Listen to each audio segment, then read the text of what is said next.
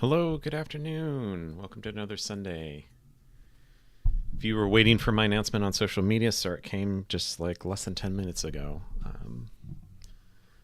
Been a little bit of a busy day here, but yeah, it's good to be back streaming. I hope you're excited to do some more database stuff today. So, I definitely am.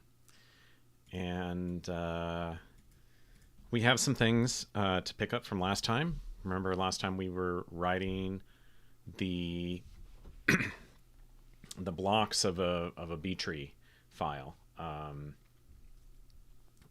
the goal there was to be able to record all of the nursery data that we've recovered from reading the nursery log and write it to a file that persists longer.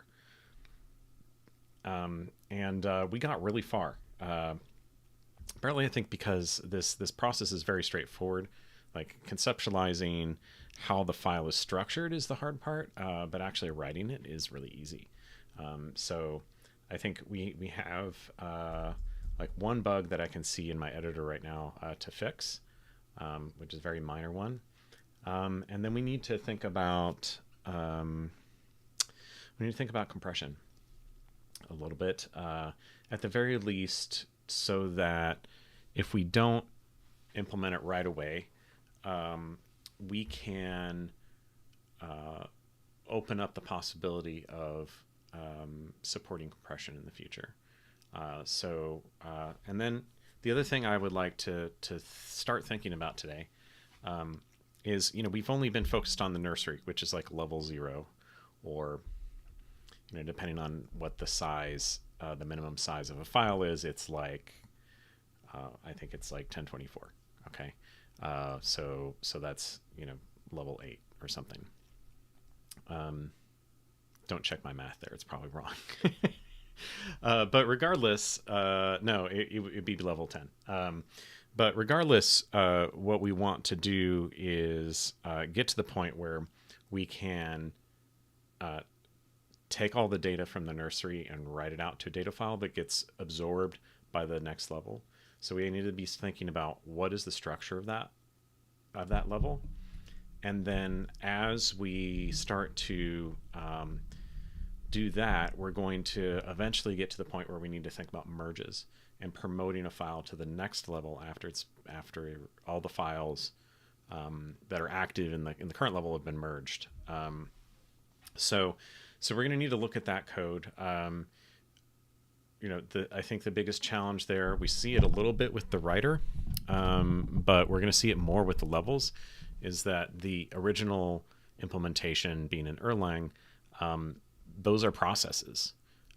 So we're going to have to make some sort of different choices since we don't have the actor model directly in Rust. I'm not going to pull in, this would be silly to pull in, any number of these actor libraries that are available for Rust. Just implement this. I think probably what we should do is look at threads, and probably some temporary threads. I don't think we need these necessarily to be long-lived. Maybe what we can do, and this idea is just in my head, it hasn't planned out, right? Maybe what we can do is to spawn threads when we need to do merge work, and let them terminate when they're done. Another possibility is that as we create a level, we create a merge thread, and that merge thread gets sent commands on a channel based on where the rate of writes, and maybe that's how we go about it. So we'll start to figure some of those things out. It's going to be challenging new areas for me as well. So yeah, let's get started. I'm gonna flip over to the editor here. And yes, I did change my editor theme in the last week. I kind of wanted it a little bit different color. I think the one I had was a bit too brown. So I switched to something with it a little bit cooler. Now this is the thing that I just noticed after we ended the stream last time. This is a simple typo. I didn't write index file, and then we need to, now that we have that, we need to fix that. Okay, so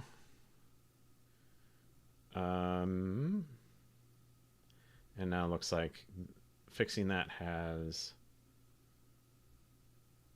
found some other issues. So blocklen is a U size.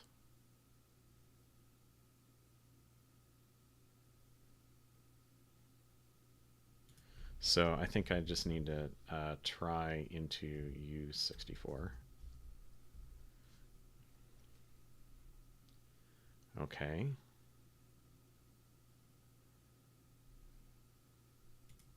Yeah. I think here I was trying to use fallible conversions, right? And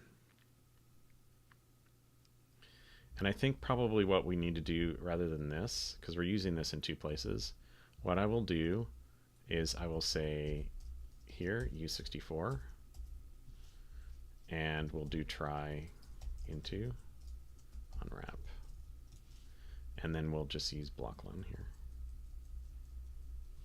And that allows us to specify the, yeah, and then we don't need to do that. Okay.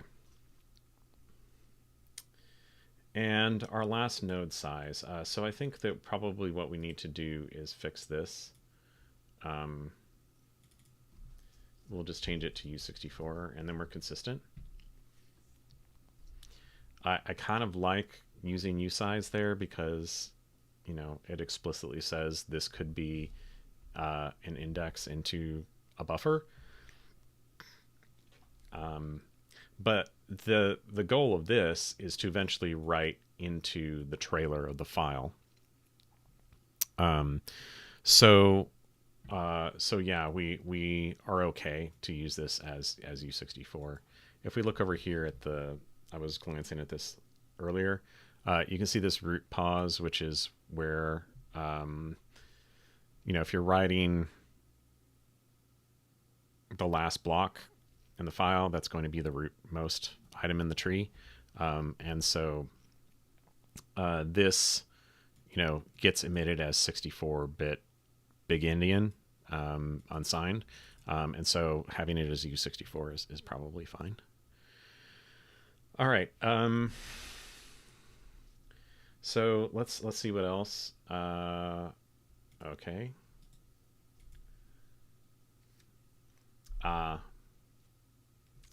This is interesting. So we need to fix that.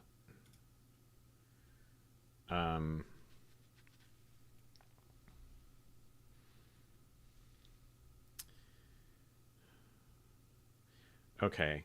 I think what we need to do here, my apologies. So in this, it needs to be 32 because that's what that field is.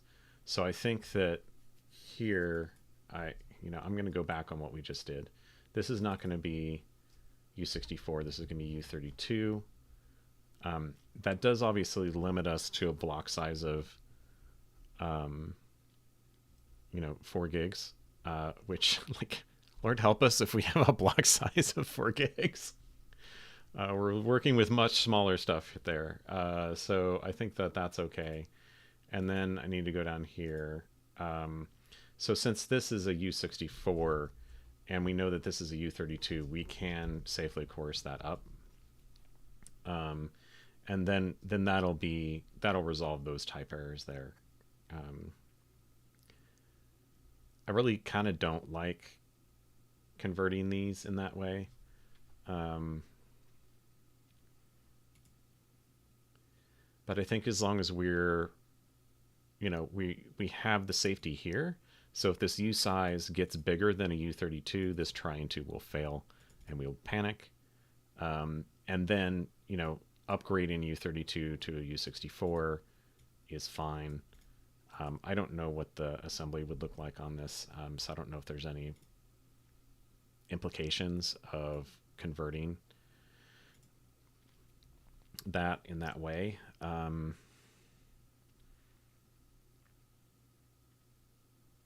yeah. Okay. So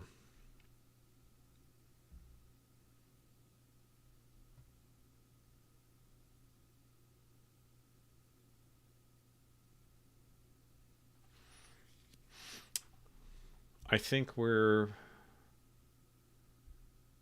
a fairly good spot. Let's see what the warnings are. Okay, so dead code. I think that we added that last time, the out of order write thing. Yep. So I think it's just that it doesn't think that this is ever called. That's why that is there.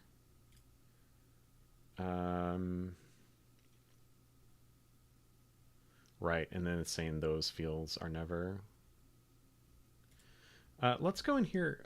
We never, we implemented encode for entry, but we never did it for the trailer, and I think that we can probably do that really straightforwardly, because we're going to need that. Hi, Isaac. I do intend, Isaac, welcome to the stream. I do intend to watch the thing that you sent me. I haven't gotten to it yet, but I promise. So we're going to do encode. And this is going to be self, and it's going to return a vec of u8. And this is going to be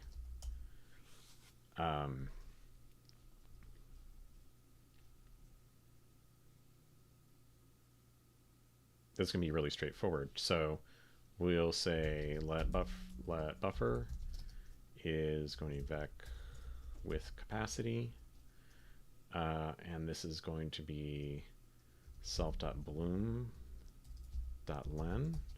plus 6, right? No, this is 4 and this is 8, so that'd be 12. Okay, and then we do, this needs to be mute. This will be really straightforward. And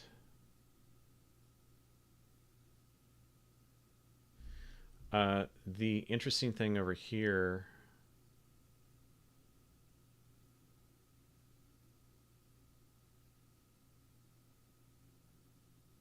oh, right. Okay, this is just making an empty block. The trailer requires 4 bytes of zeros, so we'll do that. Okay, so let's do buffer.extend 0, 0, 0, 0. And then we'll extend with self.bloom. Yeah, I'm very interested in what you had done, but yeah, I haven't gotten to it yet. I will let you know.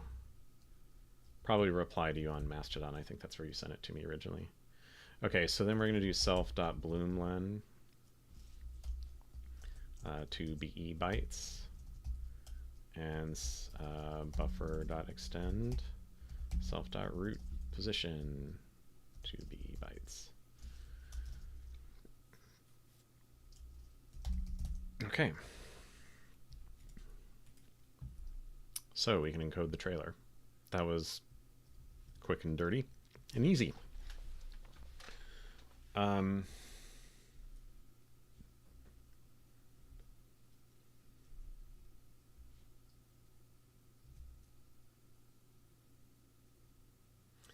Interestingly, this is kind of unnecessary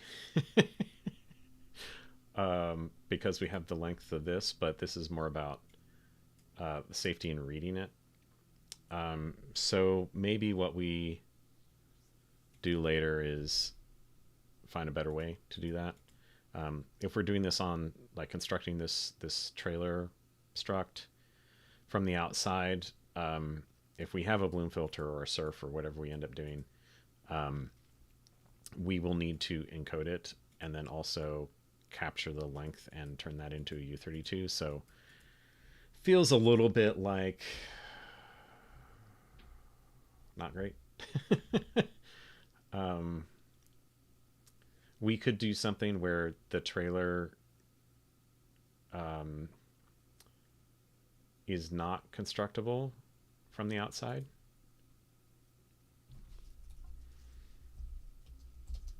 And the thing is here, we haven't marked any of these fields as pubs, so maybe they're not, like, maybe you can construct it, but the fields aren't public. So maybe let's go ahead and do that. And this is a bloom evacuate, and let's just go ahead and handle that case. And we should probably have this be a result self. And then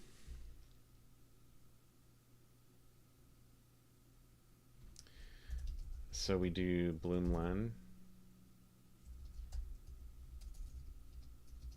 and let's do bloom.len.try into question mark. And I think we already handled a number conversion thing in our error definitions, so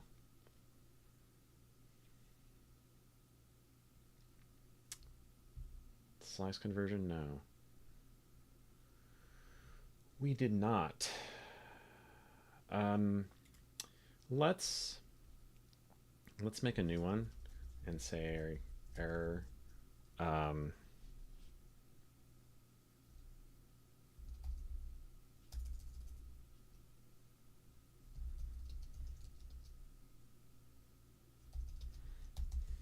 let's just call it that.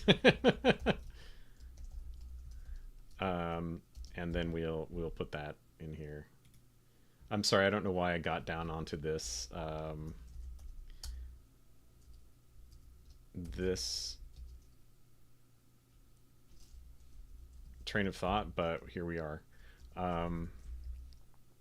Yeah, we'll just do that. That's a nice descriptive error. And then we'll do okay, self bloom len root position. Okay.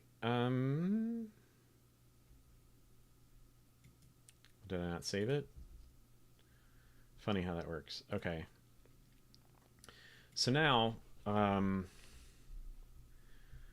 what that is all in preparation for is to close the writer. So when we close the writer, we need to be able to write that trailer to the file.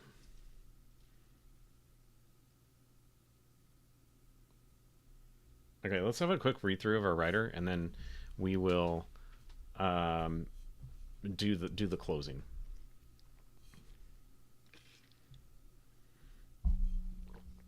Okay, so create a new one. The string is the name of the file. We could actually, this doesn't need to be owned, I don't think. Well, it's put in there. Do we need that?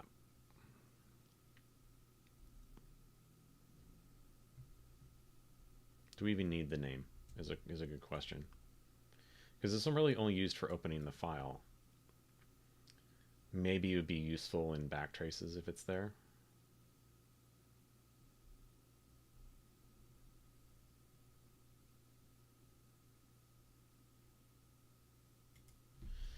Let's make this a stir.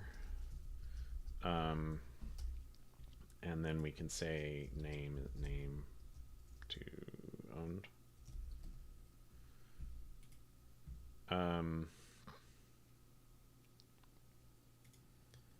Okay.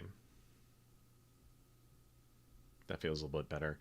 The main reason here is that this is this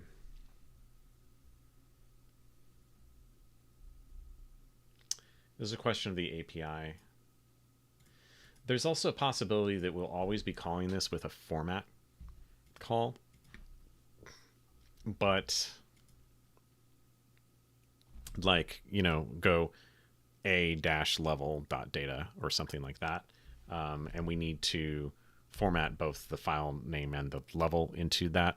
I'm sorry, the file name, the like subtree name, and the level into that file name. But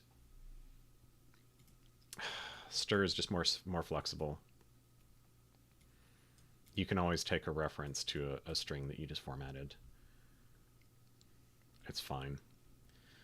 In this case, it'll be nice for the nursery because the nursery's data file is always nursery.data, and that's a static string, so that will be nicer here. And this will just make a copy to keep it in the writer.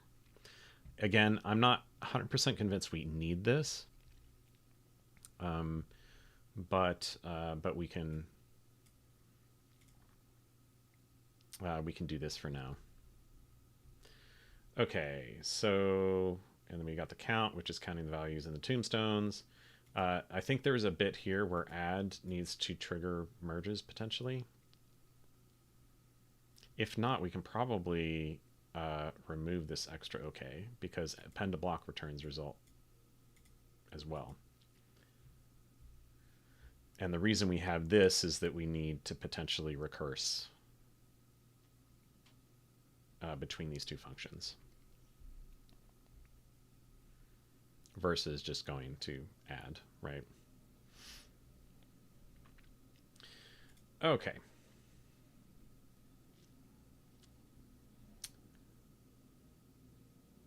Right, so here we're just adding, we're collecting what is the increment of tombstones or values, and then if it's a pause-line entry, then we don't count that at all.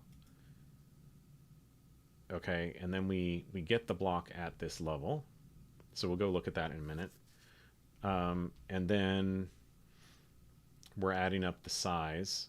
So what is the encoded size of this entry? And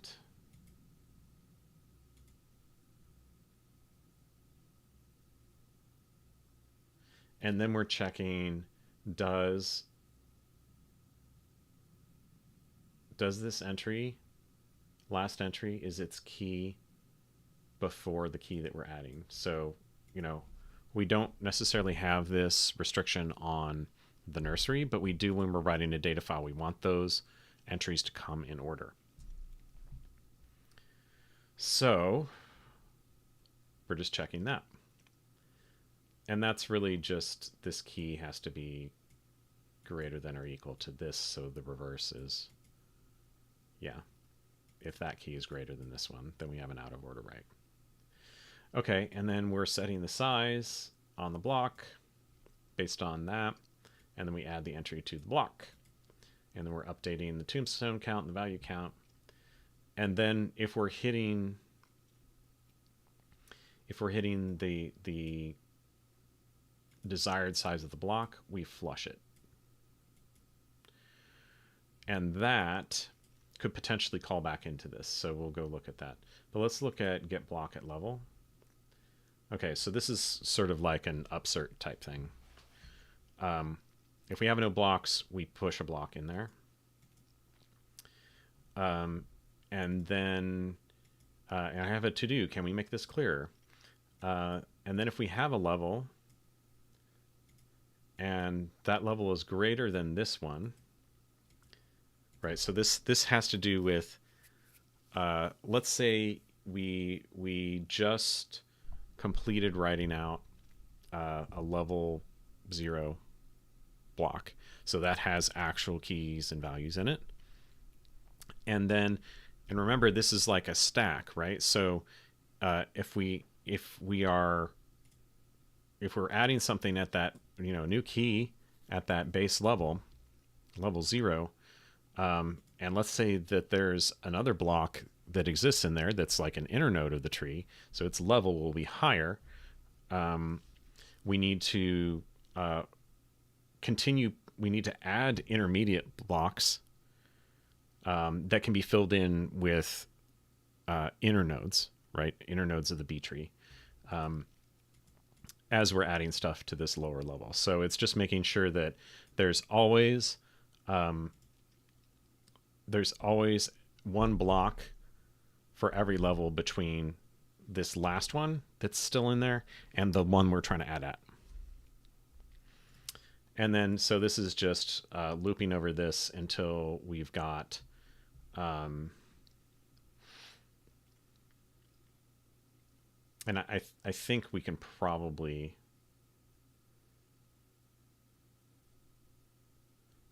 simplify this. We could say while self.blocks.last.unwrap.level is greater than level. Yeah, so we can inline this.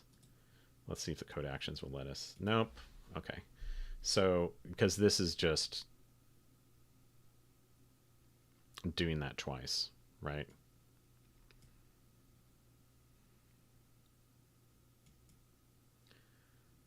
But we kind of need that level.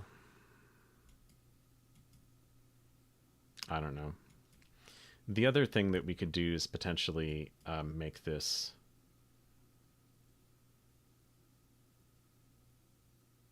arrange and do 4. I don't know. I think I'll leave this now. There's nothing wrong with it. It works. But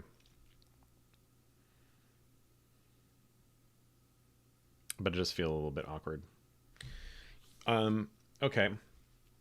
So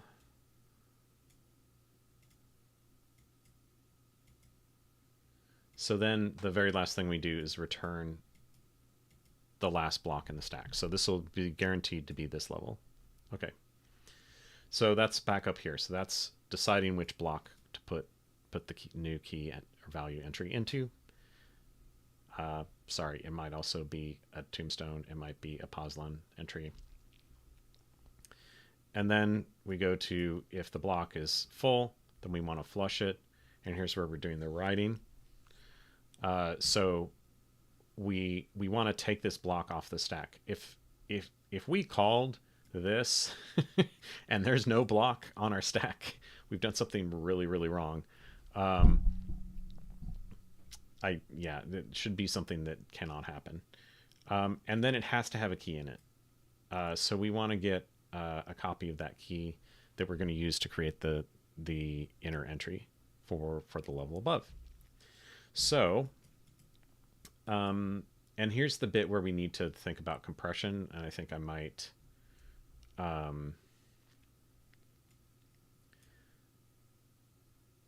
we might do a thing like where we reserved 4 bytes, and then we, borrow that slice and we copy from slice based on the size of the compression, and we will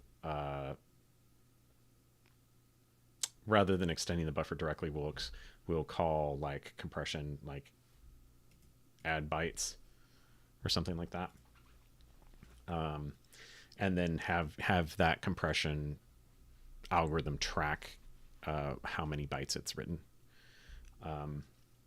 The other thing we can do is possibly, like, we know that this stuff that we're adding here is of a fixed size, so we can look at the length of the buffer at the end, and rewrite the block size. Okay, and then we write all that stuff to the index file. So that's writing out an entire block. And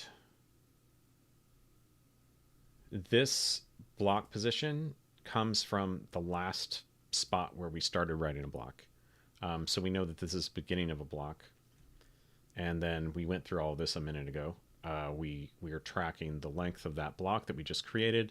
And then we're updating these things with, this is the last block that we finished writing. And these end up being used when we finalize the file, right? Okay, so yeah, and then we're jumping to, yeah, here's the end of that block, right? And that's where we'll start writing the next block. And then we go and we say, okay, well, we finished a block, so we need an inner node for that, an inner key for that block that we just finished, and it needs to be at one level higher. And now, like, that does recurse into this function, but you know, our block size is nowhere near the size of this entry. So it's very unlikely that we will trigger another flush unless this is, we've written like,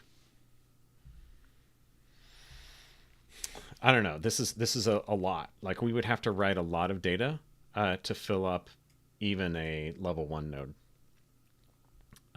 So there is a possibility to recurse, but the stack depth is going to be very low because B trees have wide fan out. Right. Okay. I think I've got my brain back into this. I hope you have too. Where we were last time. So now I think we need to make a close function, and it will be implementing this archive nodes thing. So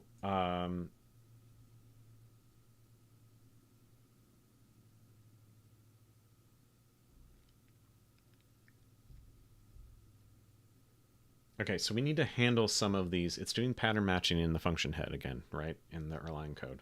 We need to handle some of these cases right out of the gate. So I'm going to make a function.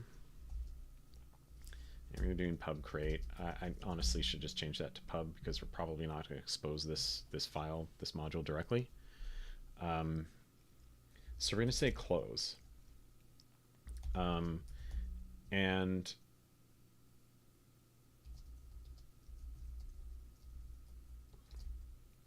the thing here is this is not going to take that. It's going to consume this struct.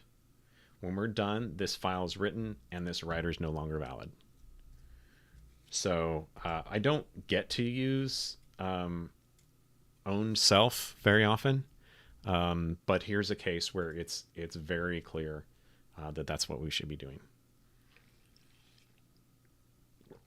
So once we call this thing is done. We can't access this struct anymore. All right, so we need to handle some of these cases. So if we have no nodes, then we write the trailer, right?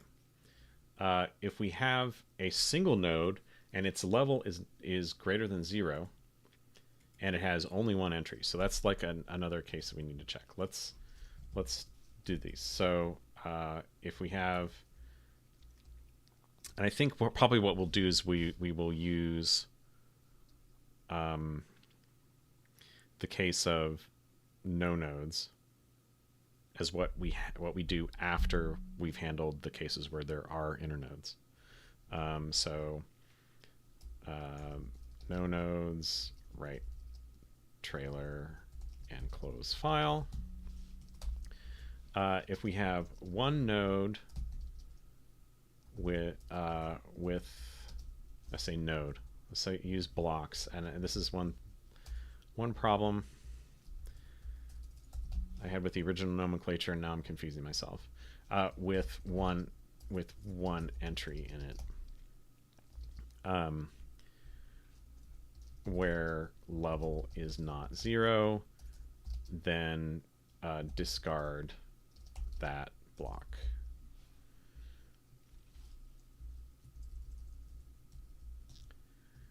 And then the other case is just based on the pattern matching here, right? The other case is we have some pending nodes, so we need to call flush node buffer.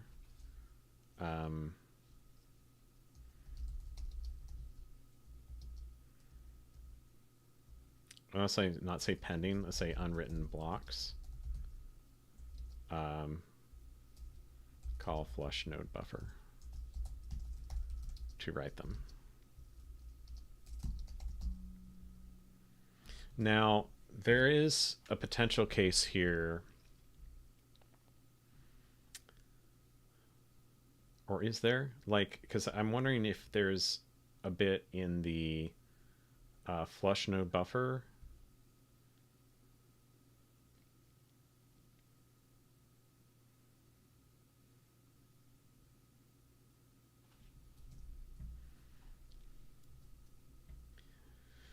No. I'm trying to think of the case where, yeah, this just discards it if there's one node. But flush node buffer,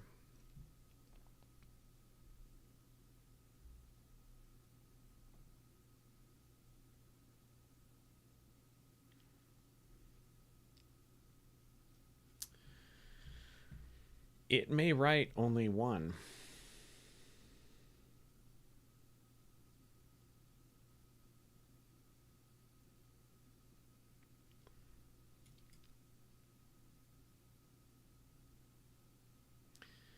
Now,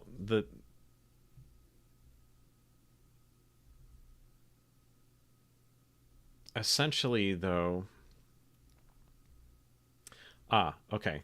So this is more like we need to do a loop, because note that this is calling flush node buffer and then it calls itself. So this is tail recursion. And if neither of these cases holds, we're going to flush again.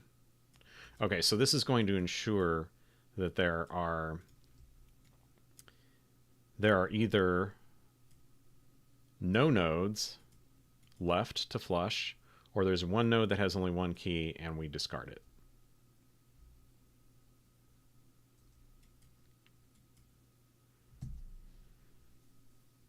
Okay, so I'm going to make a little function here to simplify our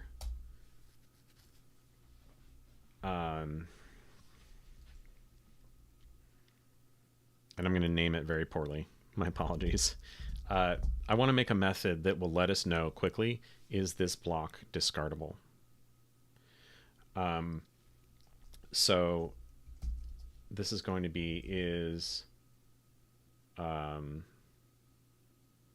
solo inner block self.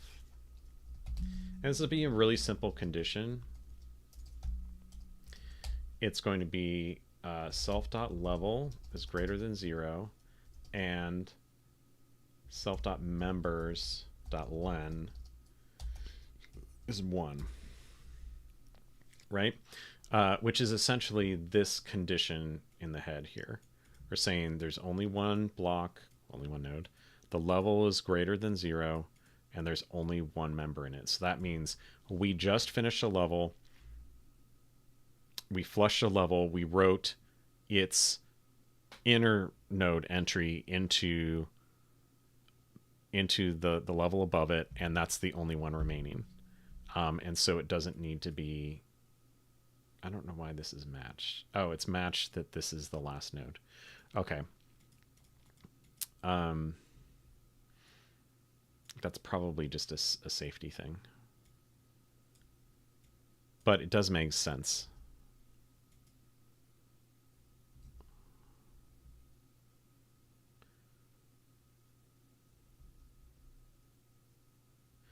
So let's I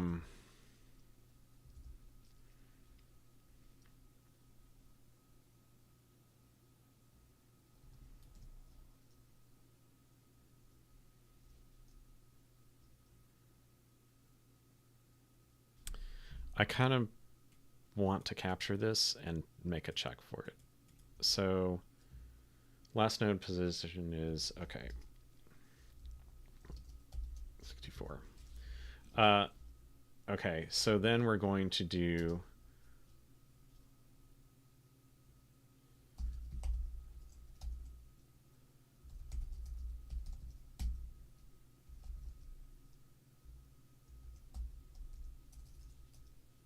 let's just do 0, because that'll panic if it's not there.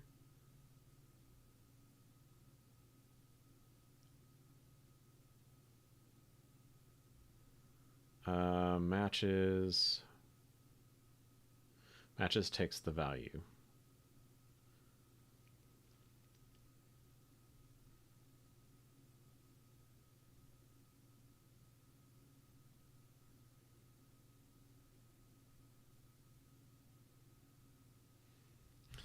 Okay, so then we're going to do entry poslen, and we're going to do this.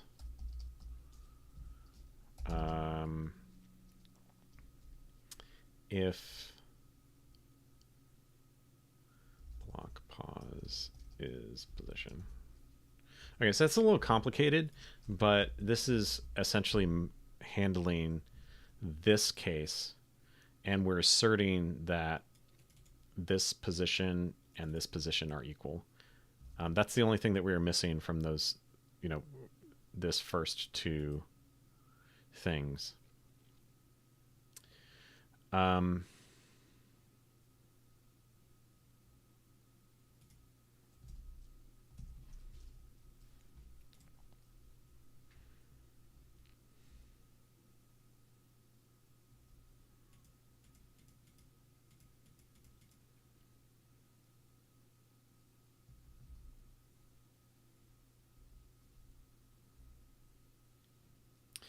Okay, so now what we're going to do, I think that we can handle these with a while.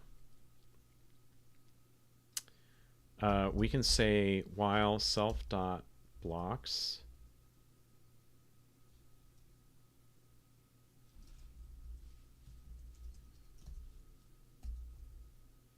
while it's not empty, and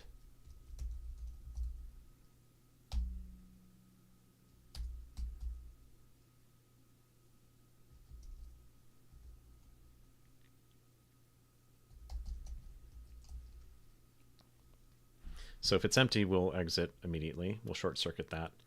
And is, so inner block self dot index file position, no. Last node position unwrap.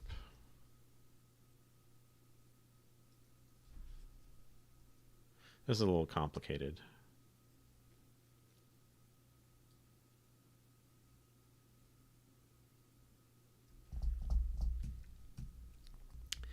I wonder if we actually need this condition in there.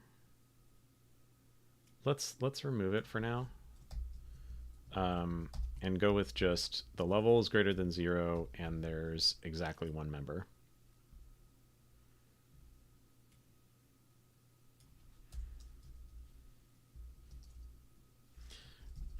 So this is going to be another not, right?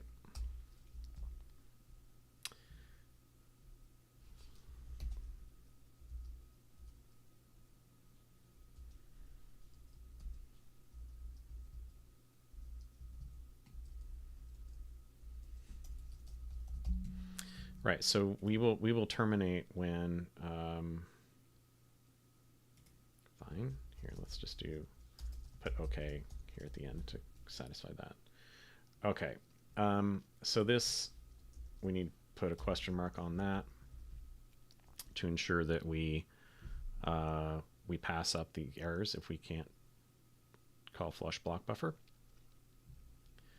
Okay, so just to be clear here, again, what we're trying to do is handle these two cases.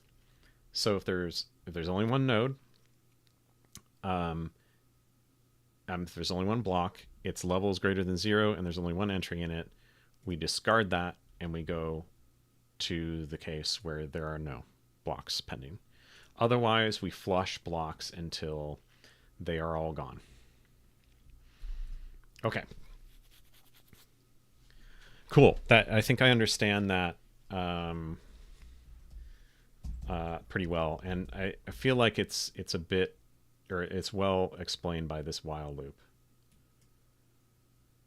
Essentially, we're just calling flush block buffer, except for that one case where we need to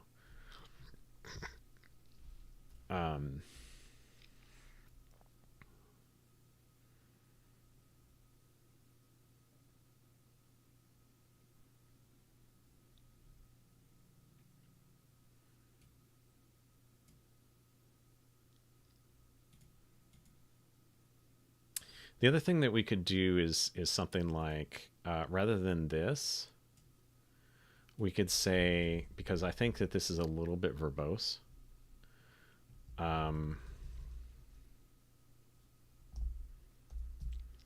we put an if guard on a while let is my question.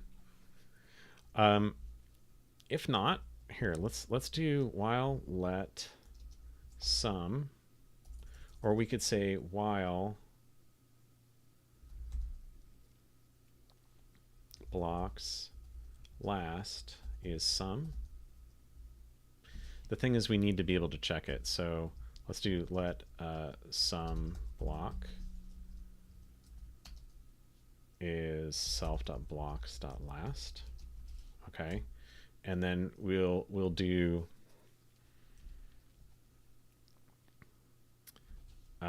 if block is solo inner block, then we break. I like that a little bit better.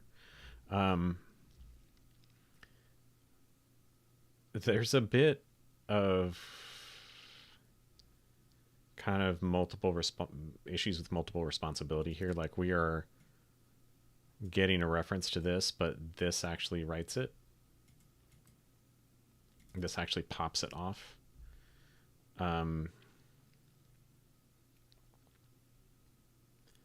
This reference will still be valid while this happens, and then we're going to drop it right after. But I feel like that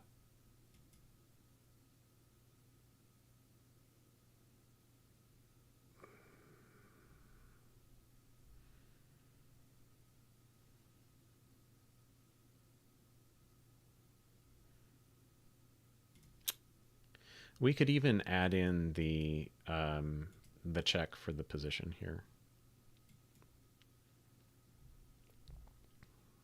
if we wanted to.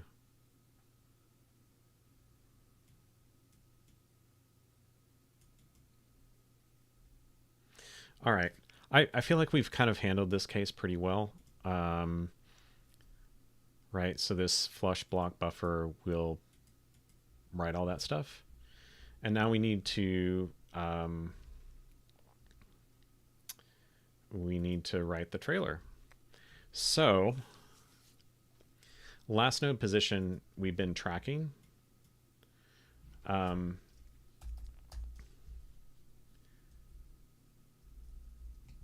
Let's put these comments.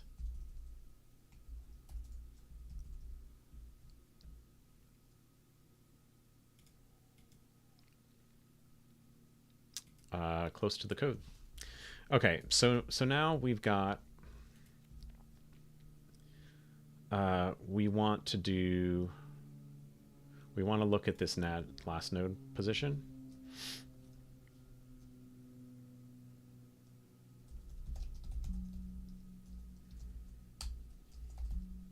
And let's just fill that match arms.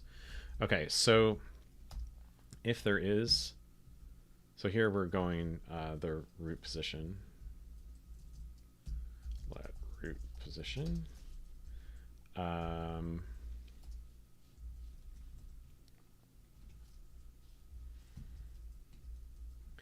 then if it's none, that means that we have never written an entry in this file. So we need to handle this case and write the header of a block that's 0. Okay, so we'll do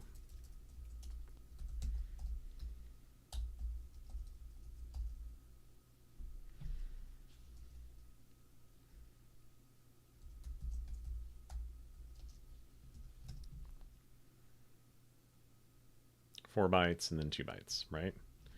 And then when you put a question mark there, so this is again, no entries have been written to the file, or no blocks.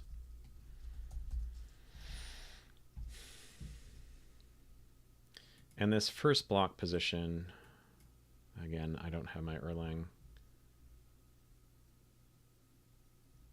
Is it here? Yeah. Yeah, so that's the first block would start at byte 4. I wonder if we should make this a constant. Let's go ahead and do that.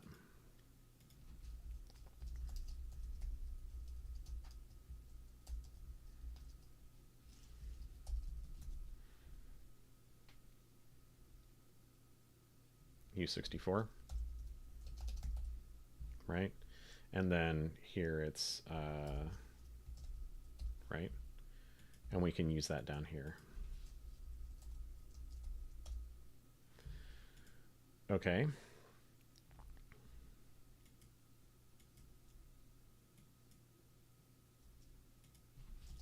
And I'm going to put here, this is, just so we're clear where this is coming from, like what the format is. This is the header of an empty block. And I might just like copy this. Header of an empty block.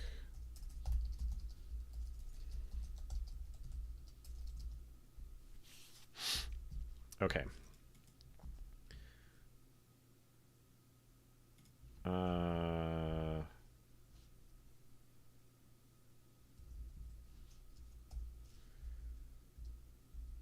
This needs, this is like static.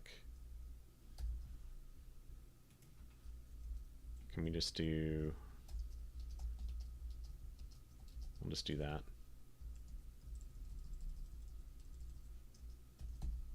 Okay.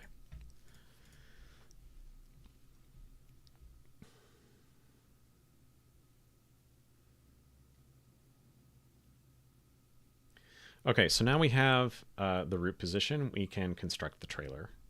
So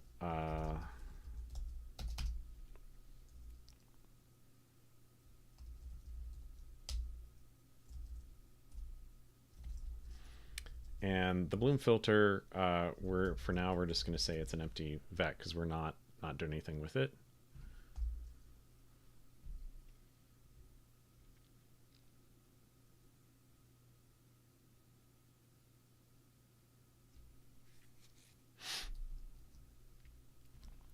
And then we're going to, okay, so the trailers encode will create this, and then we'll write to the data sync, and close it. Okay, so let's do self.index file, write all, trailer.encode, question mark again. And then we'll do index file, close. Is there no close? Oh, we needed to do sync data. I think actually it might close on its own. I'm not seeing that. Oh, let's get this over here where I can see. So file in Rust. So there's sync data.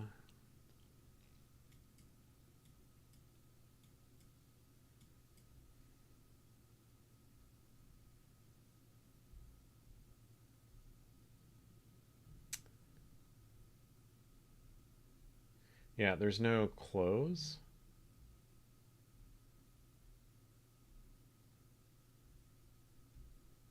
And there's flush. Right, okay.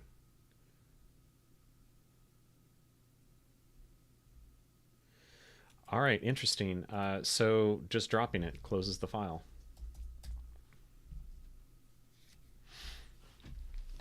I guess that makes sense. That's kind of a nice safety feature. Then it goes out of scope, you close the file. I kind of felt like it should be explicit. But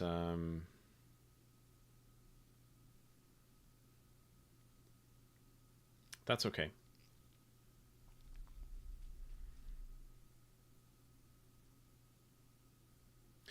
Okay.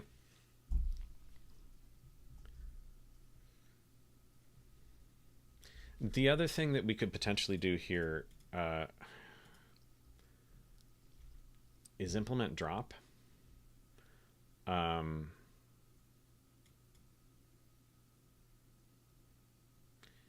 It's not clear to me yet Well, because this can return result, we maybe shouldn't. But I was going to say it's not clear to me yet if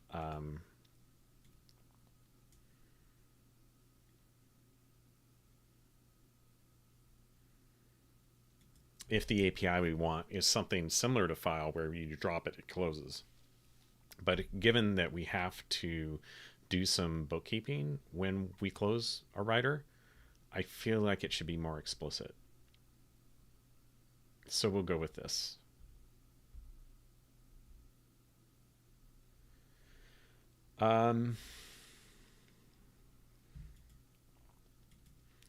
Okay, so I have the feeling that, we've written a lot of code without testing it here in the last 2 sessions, including this one.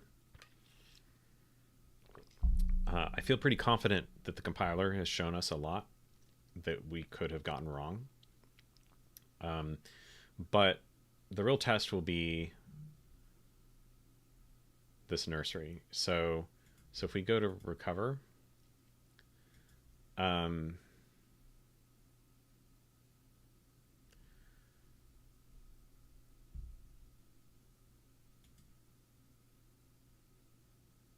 there's a question in my mind. We're going to need to reread the HanoiDB nursery, parts of it, to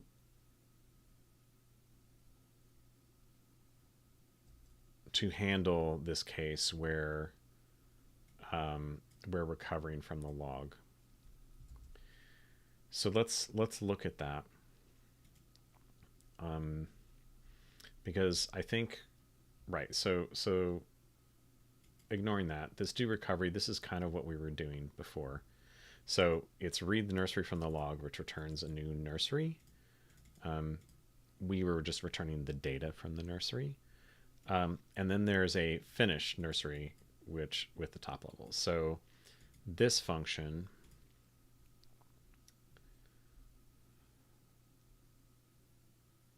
finish.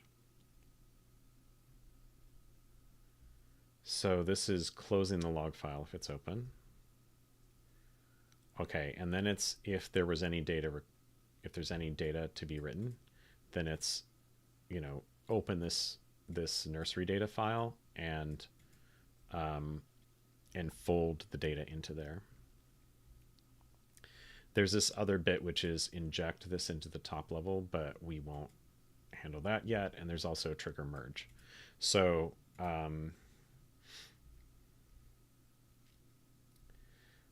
and then it's delete the log file. Now what we were doing over here is we were deleting the log file.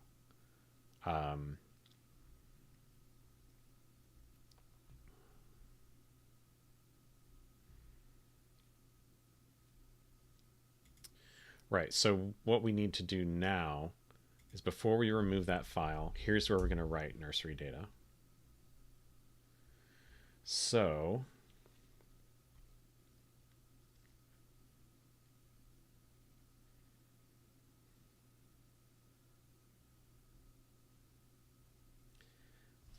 and the other thing here is, I think recovery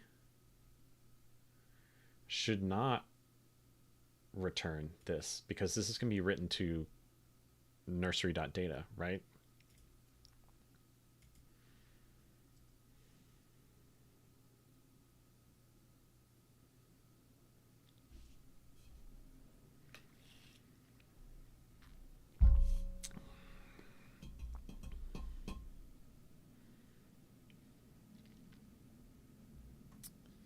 Yeah.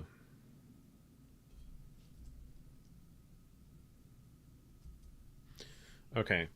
So I think let's do this the ugly way, and then maybe we'll figure out a way to clean it up later. So we're going to write out nursery.data from the recovered log. And let's say if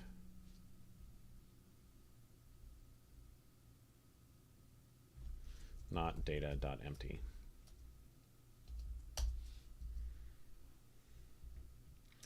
And then I think what we'll do here is we will change. Let's go ahead and do that.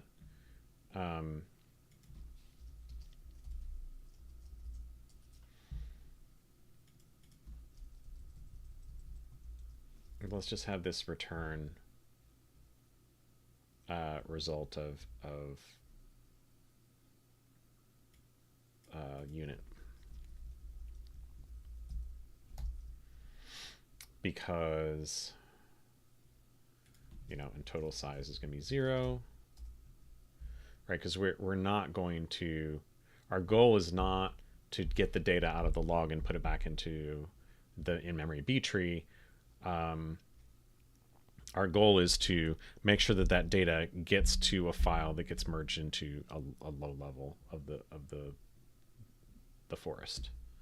So, okay.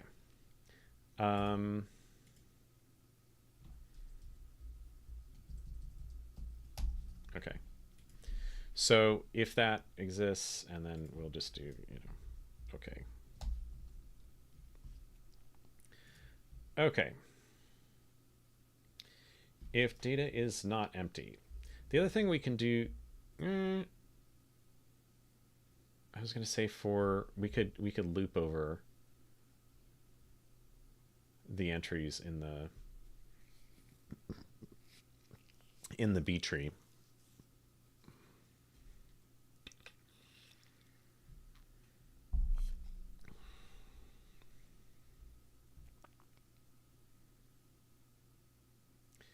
But we need to open the nursery data file.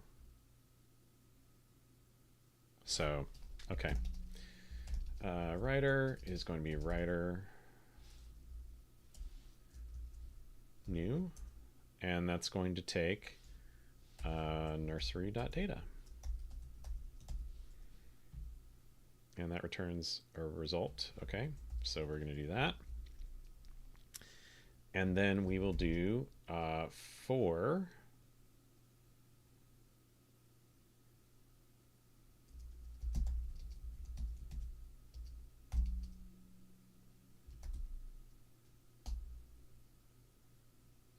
and we want to consume it, so we might as well do into iter.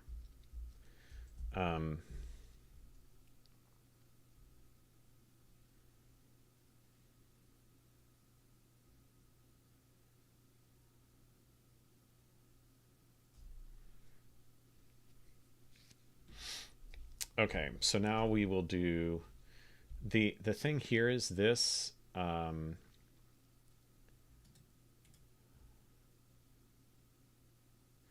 This is wrong, right?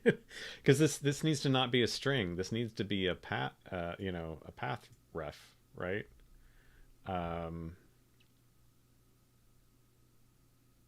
Similar to what we did up here. Because what we want to do is take this file, get the directory, and write something to the same directory.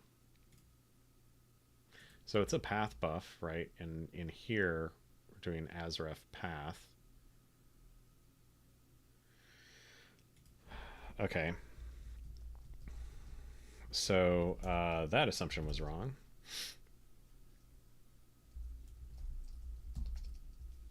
So we're going to do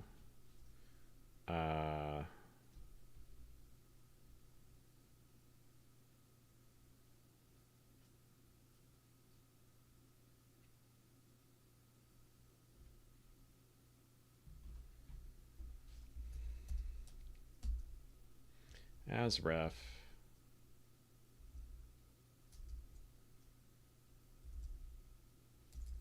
path buff. How did we do it over there? To path buff. Okay. So this actually, yeah, that's a asref path.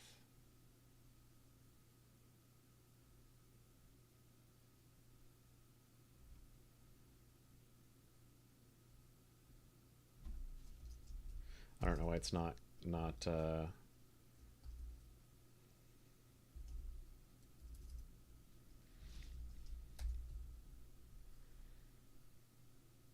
Okay, so that gives us a path buff. I want to look at the API for that because I'm not as familiar with it.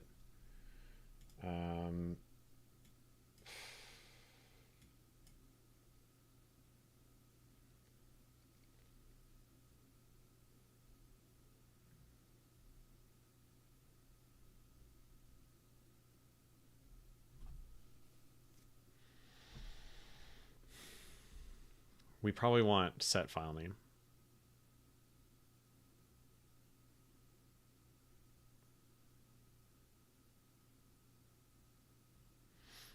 Yep.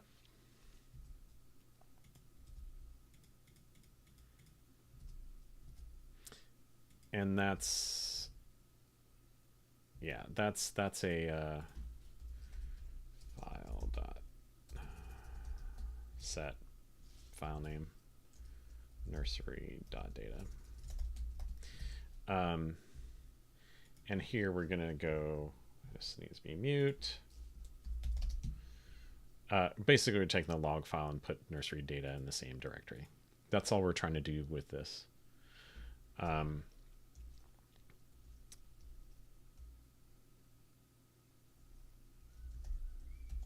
Yeah, okay, and then over in the writer we need to fix that. So this needs to be not,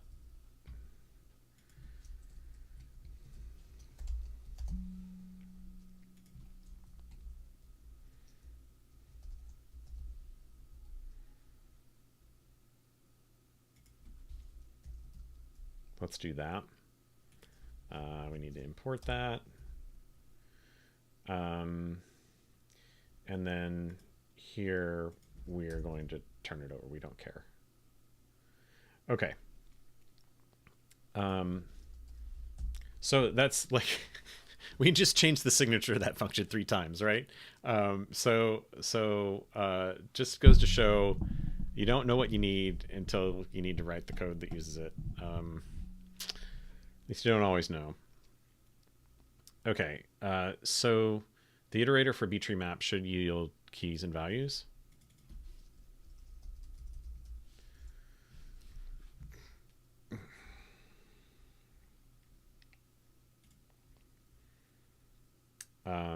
Yeah, so its iterator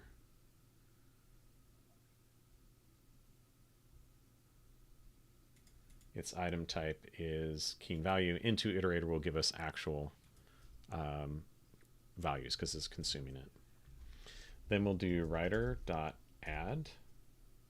And here's where we need to construct the entry. So let's do let entry.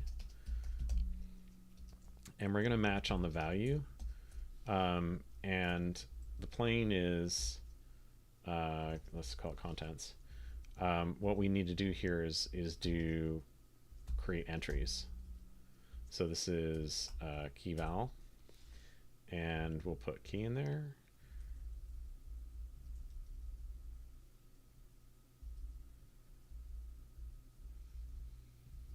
We're going to make this shadow that. I don't know that that's a good idea, but.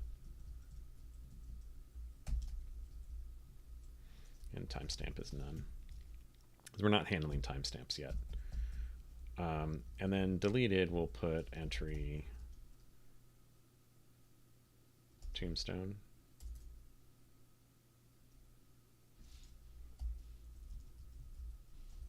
No, it was deleted. And the key timestamp is none. Okay. And then we'll do writer.add entry. Okay, so, and then we need to do writer.close.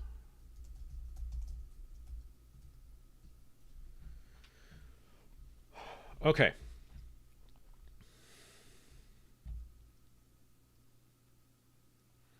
Is everyone following along with this? Okay, so what we've done here in nursery recovery, and we can get rid of this variable because we're not using it anymore.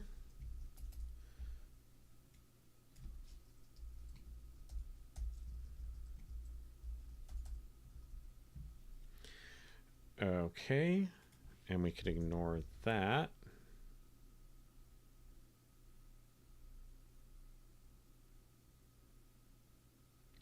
because we're not using it. Actually, let's just do this.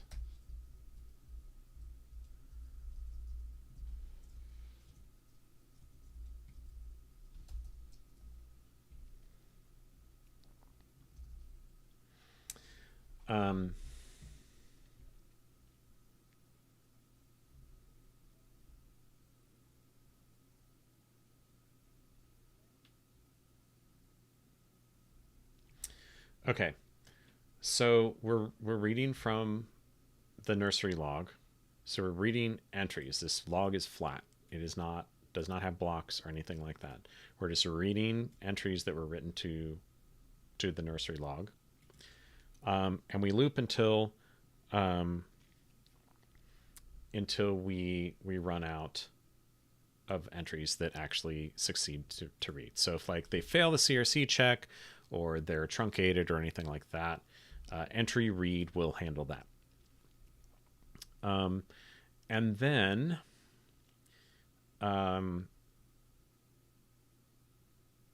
once we've so if we get an entry, we add it to this B tree map, doing all this. Now there is a question in my mind about whether we need that in the same way. Maybe what we do instead of slurping it into this nursery data thing, maybe we make a B tree map of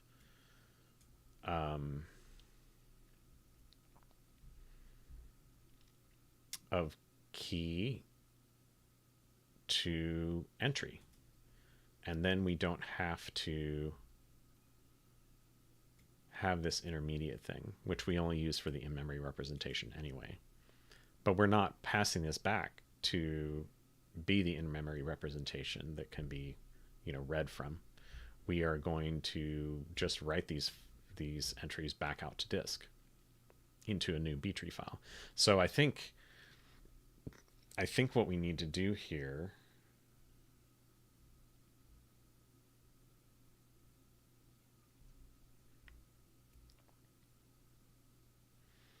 let me look at entry. I think we got derive more in here, and yeah, we have is variant. Okay, so this will simplify some things. Let's clean this up. So what we'll do is, if entry is poslen, then we'll put this unreachable in here, right? And let's make this B tree map from vec u8 to entry. And then we will, so this is our bail early condition, right?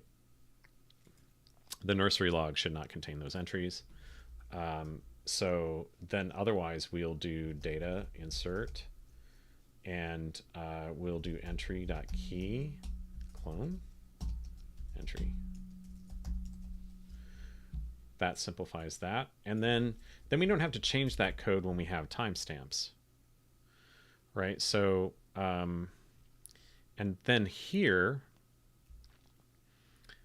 we don't care about the key or the entry, or the value rather, because it's no longer that kind of in-memory thing. We can just do this. Okay.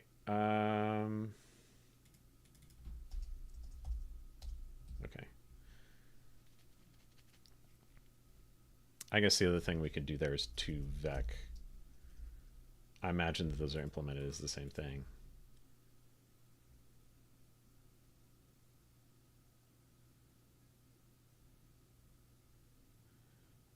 That's a method. Yeah, so I imagine to owned. Let's see. I'm curious about that. So let's look at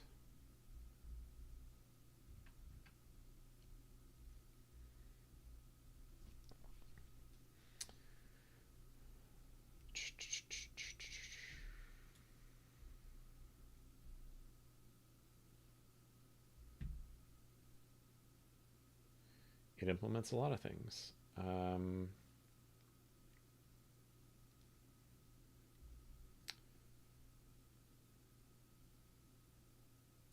okay, so 2 owned for a slice. Let's look at the source. As I suspected, self to vec. Okay, so yeah, the owned type is vec of t. Yep. Okay, so for consistency, we've used 2owned in other places, and we have not used 2vec.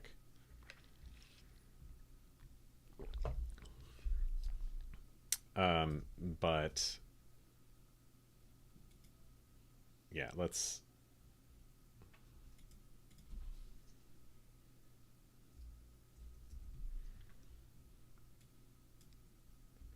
see where that 2vec is.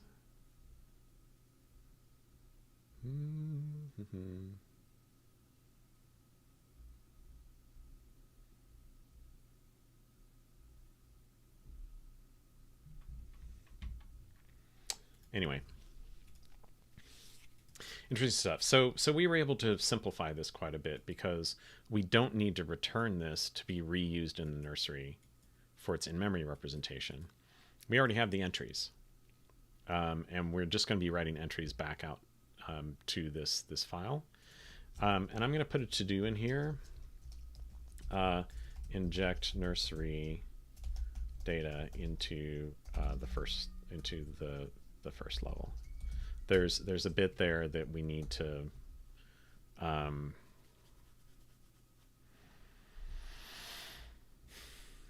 there's some kind of like it's not concerned directly with the recovery. It's about the ongoing maintenance of this of the entire structure. So yeah, all right. So now we can probably test this. I want to make sure that I've copied HanoiDB. Test.HanoiDB nursery log. Okay, so we have the original nursery log. Let's look at our main function. And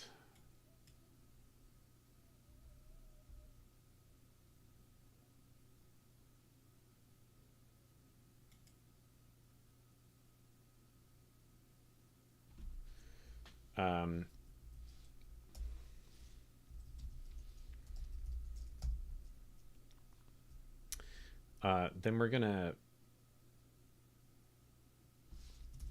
let's see, standard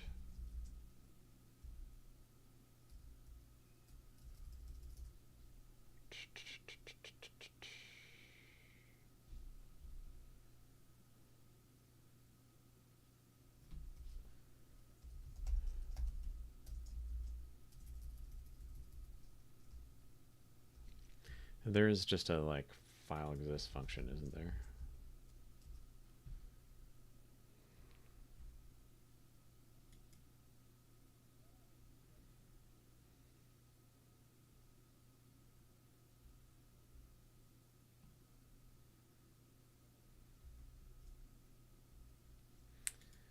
Yeah, let's look at path.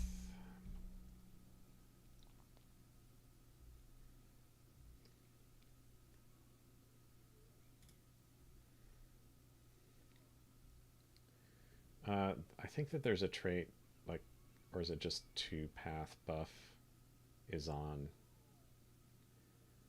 path?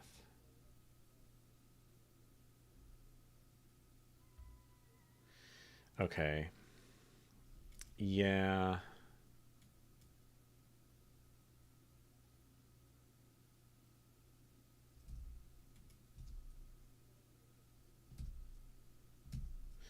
Okay. So let's do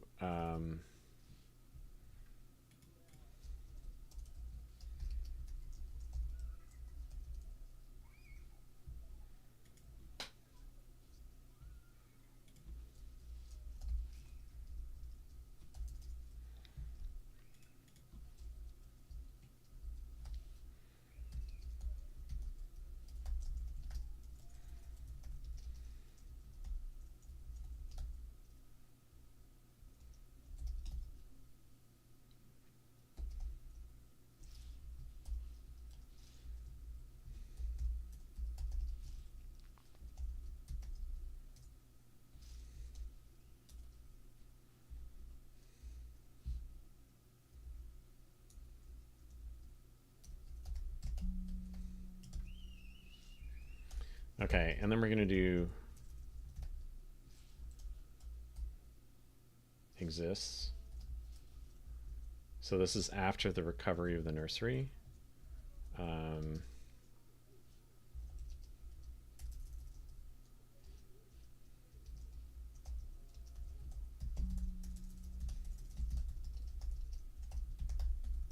Okay. And this is just to show that, you know, our thing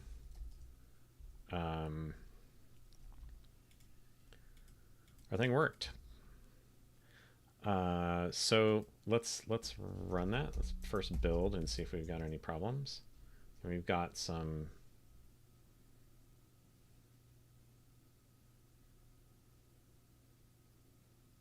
aspects of the code that is not used yet, of course.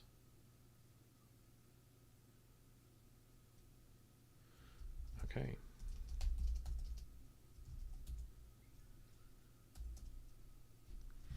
Okay, so we read a bunch of file. Okay, so it recovered from nursery data.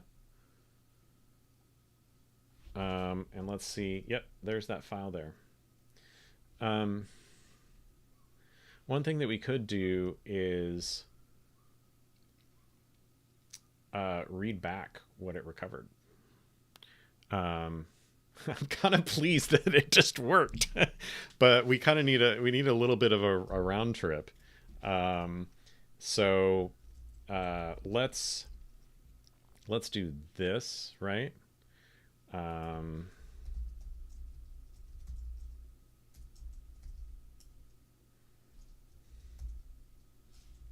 Right? Expect. I'm going to load nursery data. Okay. And then let's do something similar to this, right? So let's let tree. Okay.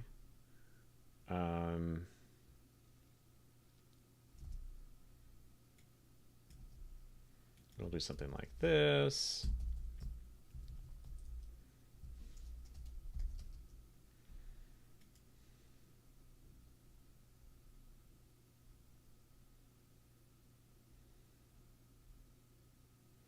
I don't want to do expect there.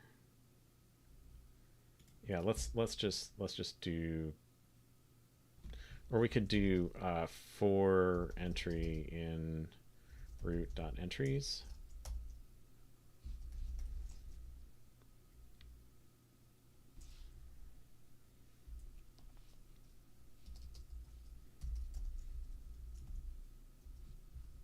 Well, it helps if I put quotes around that string. The main thing I want to do here is see what the output of our nursery data is.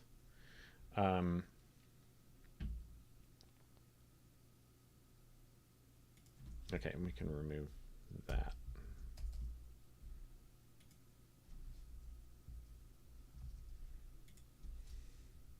All right.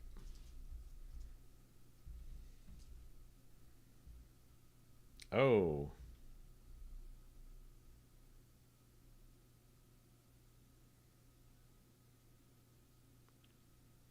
Did we hit a problem? We have a deadlock?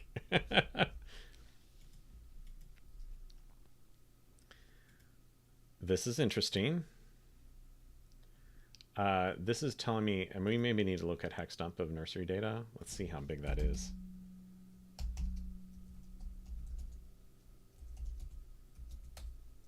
It's 100K, so it's not that big. Let's look.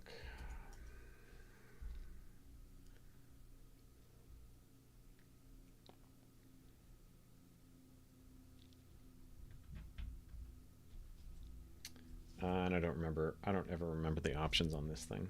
So let's, okay.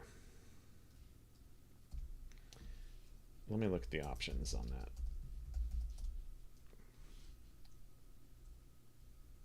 So we want the hex plus ASCII display. Yeah. So we want to be able to see like the magic numbers and, you know, stuff like that. And when they actually come out as letters, we will see that.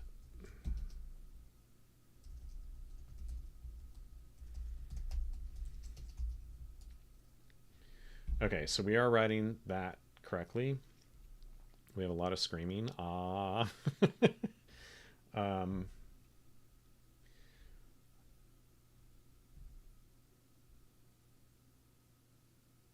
Okay, so this is, we've got the 4 bytes here, which are, the magic of the file name. And then we have the length of this block. So remember, this is big endian, so we're seeing zeros and zeros, and then, it's somewhere in the kilobytes range. Okay, and then we have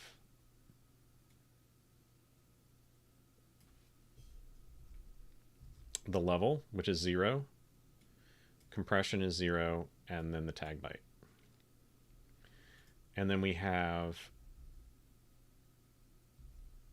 let me look at, I've got the this up. Oh, GitHub, are you okay? Okay, here we go. Right, so we had the block length, right, and the level. And then inside there, compression is 0, and then the tag byte, right? And then our key value entries are length. So this is 21 bytes. And then we have a 4-byte CRC. And then we have the tag, which is 80 in hex, which is the key value entry. Am I correct on that? Let's see.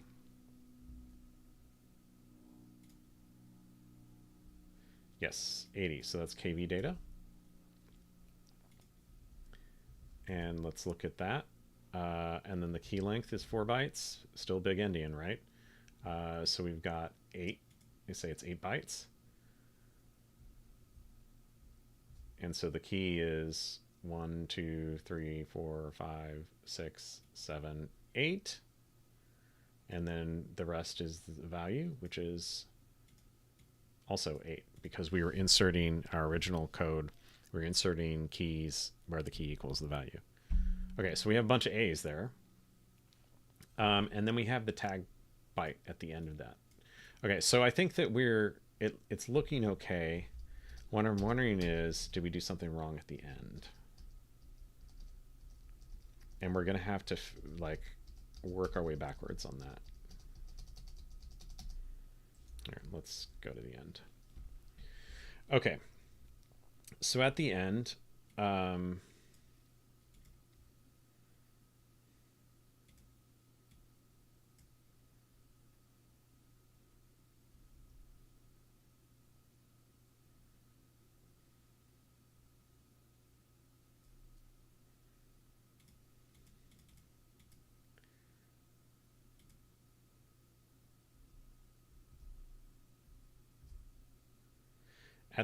we have our root node position, which is going to be 64 bits. So that's going to be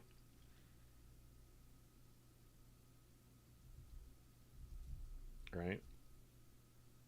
What's the trailer? Right. So 8 bytes. So that's where our root node is offset into the file.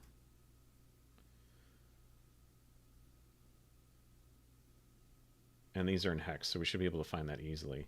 So there's 18534.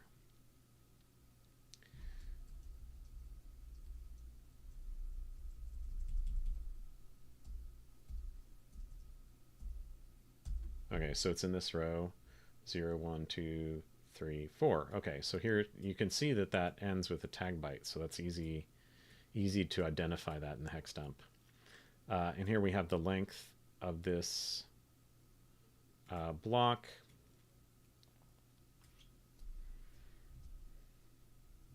The level is 1, right? compression 0, and then we have tags. So this is an inner node. And then let's look at what that would be in the format. So again, we have a length and a CRC. Okay, so here's the tag byte. Length is 11 bytes. Here's a CRC. I have 82, which is the poslen, right? And then we have position 0, right? Block, no, it's 8 bytes, right? So position 4. So this is like, we've got one inner node. And then the first block starts at byte 4, which is what we would expect. Okay, so that's looking correct so far. And then the length is whatever that is, 20 plus 22 in hex. Okay, and then here's the key. Here's the start key, right? So that's 61s are all A's. Ah, more screaming. And then ends into tag byte. Okay, and then we have the next one, which is, okay, so it's this many bytes long. And here's another CRC. You know, I've never really spent that much time debugging this sort of thing. It is kind of fun to read the hex dump and go, I know what that is. Okay, so another poslen entry of 82. And this is starting at position. Really isn't only that. That can't be right. Let's see. 1, 2, 3, 4, 5, 6, 7, 8. Okay, yeah. So this is starting. That's the position it starts at. And there's the length. And the key is 63, 63, 63. So the first key is C. And so forth. So that's looking correct. And you can see that this is inner node, because if you're looking at the ASCII view, you can see, okay, well, here's A's, and then we go to C's, and we go to E's, and we go to G's, and then we go to I's, and then we go to K's, and so forth. M, O, R, T, etc. And then finally Z's. So I think that's looking correct. I'm not sure where we're getting hung up, because we should be able to read that root page and see the inner entries. So that's all we were doing. Now, what's possible is that we got something wrong in our nursery, because I think I'm pretty certain at this point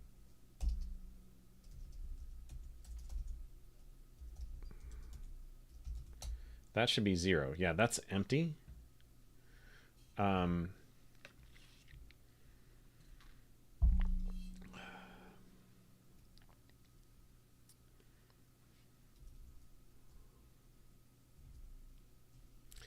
So we should get, let's do cargo run again.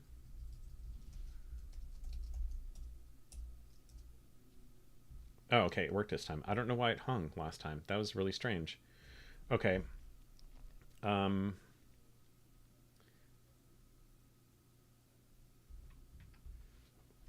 Did we accidentally do? No, we did not.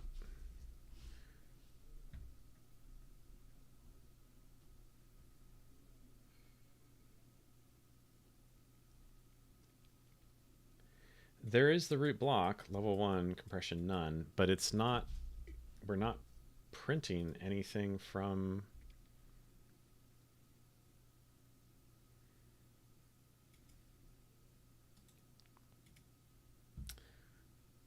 right.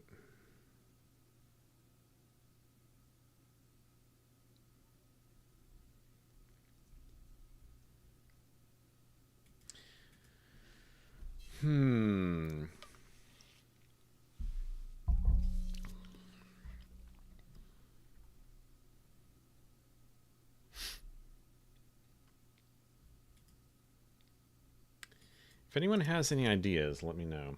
In the meantime, I'm going to look at some of these warnings and see if we can clean them up.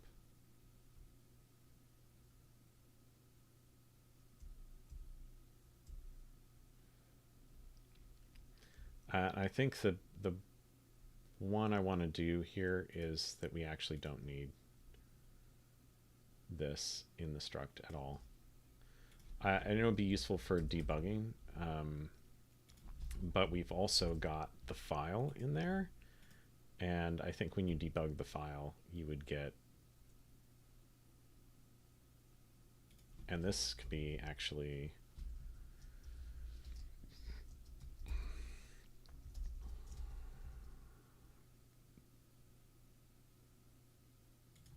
we can do name as ref. And let's import that. Okay.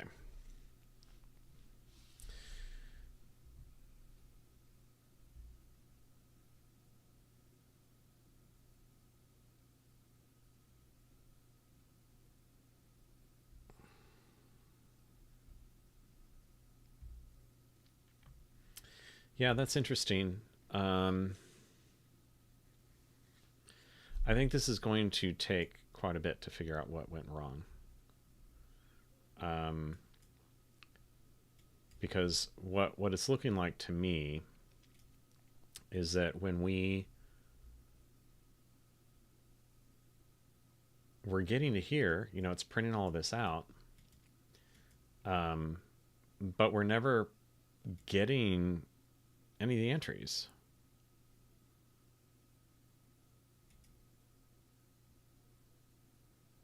It's very strange. I'm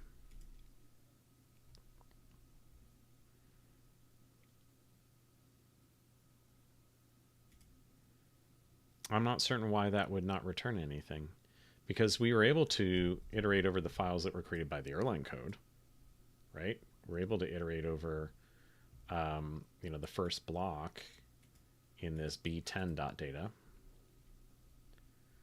and we get, you know, we're able to print out the poslin entry from this root block, but we're not able to get it from the nursery data. Many nursery exits, but is it empty? Well, here, let's take a step back and retry this. So I'm going to do, I'm going to remove that nursery data file, and we're going to copy in the old log, right? That we created in our test thing, and then we'll run again.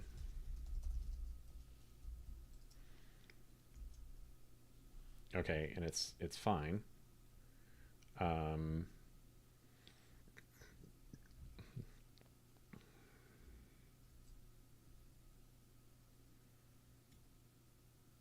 We are reading that nursery root block, right?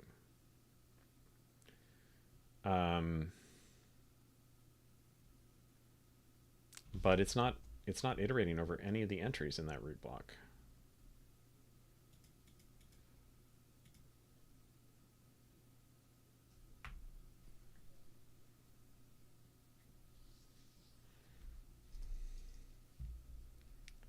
Yeah, that's very strange. No. Okay, so the log becomes empty. Yeah, that's a good question, Isaac. But it is the log that is empty, not the data, right? But we're reading that data file, and the log wasn't empty before. So,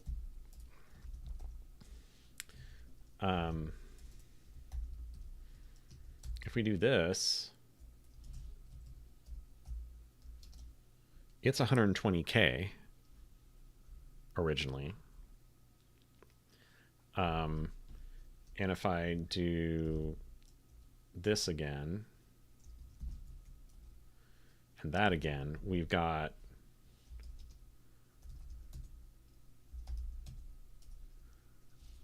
Sorry, that's not useful without the H. We've got 120K. And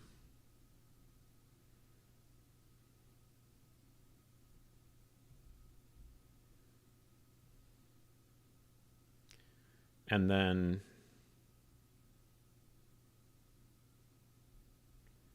if the file, so we should get,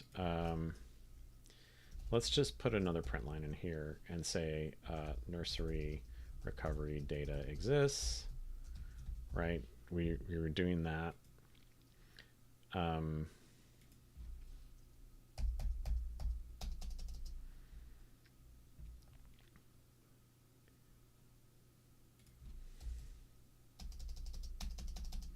This is we were not getting any of that. That's the thing I'm concerned about.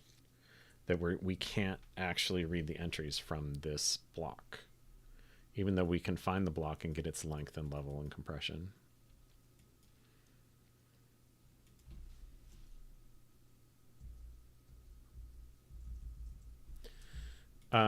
We could do something like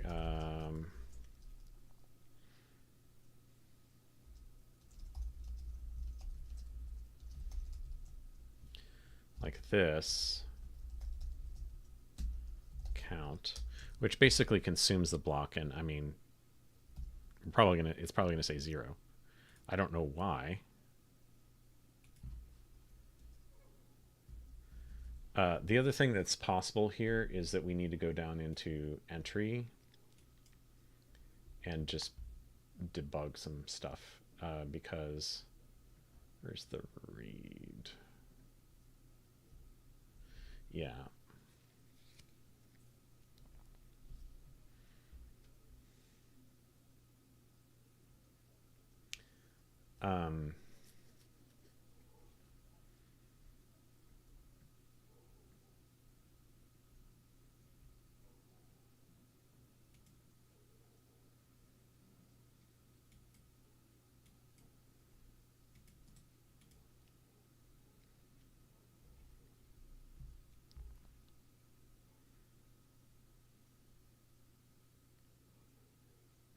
Yeah, I think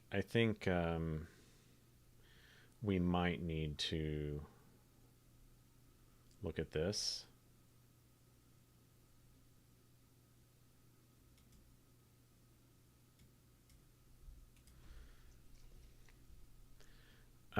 Because I think that there's a possibility what we're doing is we're getting errors and it's terminating early. Because the iterator, I mean, we could change this to be result of entry and then just return the first error if there's an error.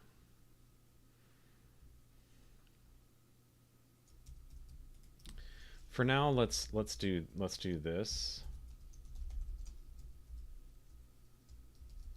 Reading entry, and this might be a canary for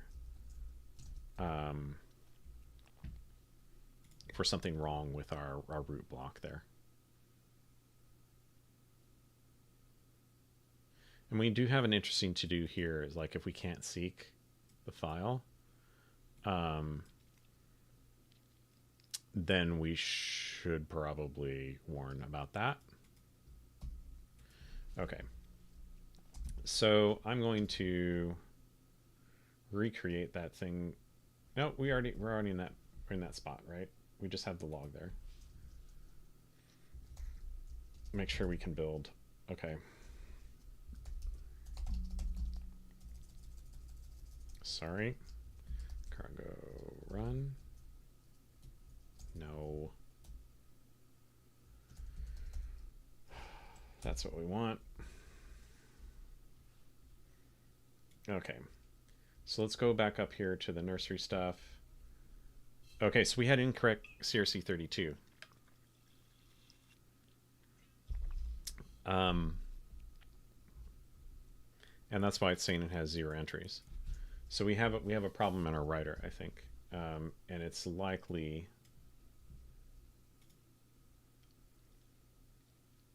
that I did something like, you know, included the tag end as part of the CRC. uh, I mean, it's possible that it should be. Let's look at the. No, this is the CRC check. Does not include the tag byte. So I'm not crazy on that. All right, so let's look at let's look at what our entry is doing as far as the CRC.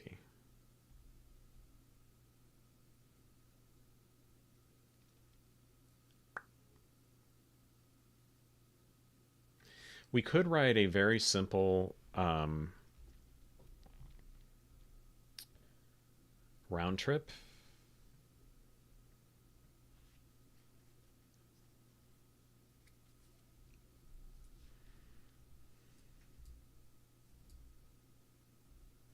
Which would be to like write a test.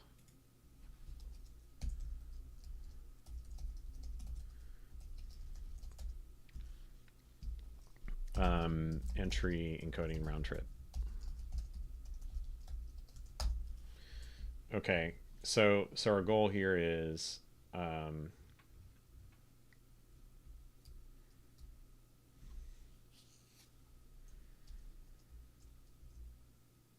we're going to create some entry, write it to the file, close the file,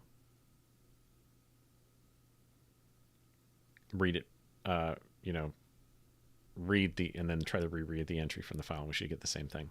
So I think that's here. I need to put test on there.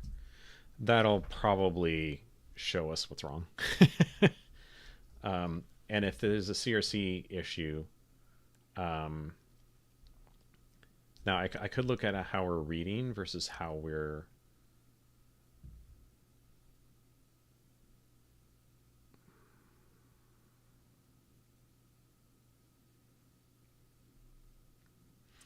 reading versus how we're writing, and see if there's a significant enough difference. Maybe we can just look at it by just inspect this and see what's going on.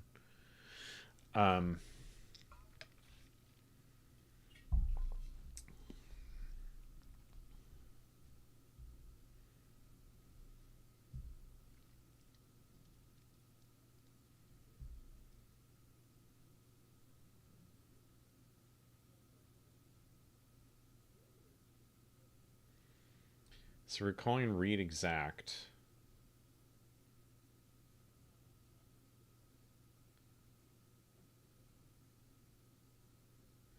And it's looking at that length,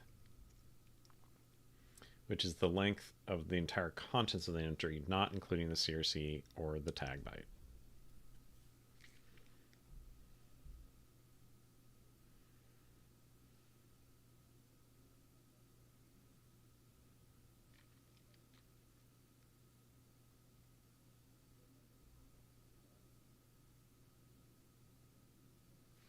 And then we say read exact, right? So we should read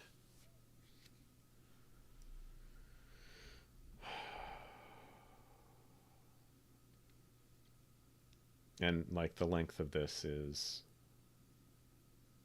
dependent on what we read from the header of the entry.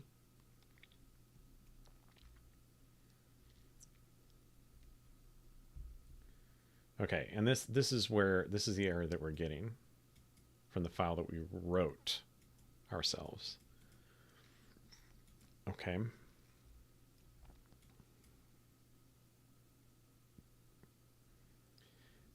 And again, the CRC is over the contents of the entry, not anything else. And no tag byte.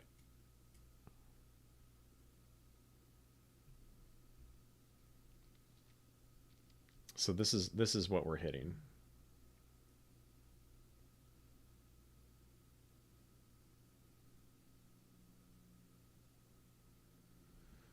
Okay.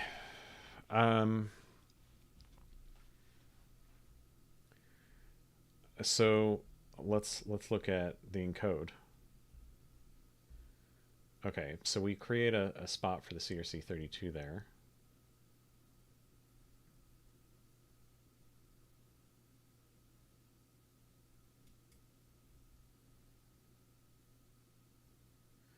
Right.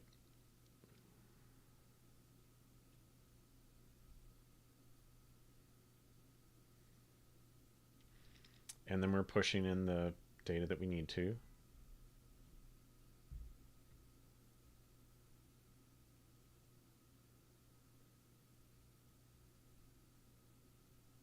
I wonder if it's this. Because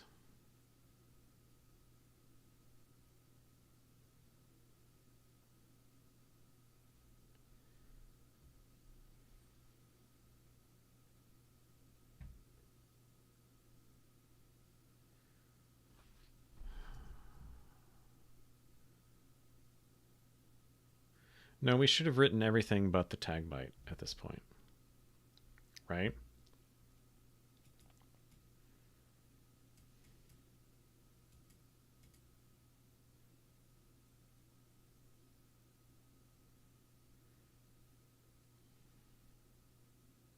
And then we're replacing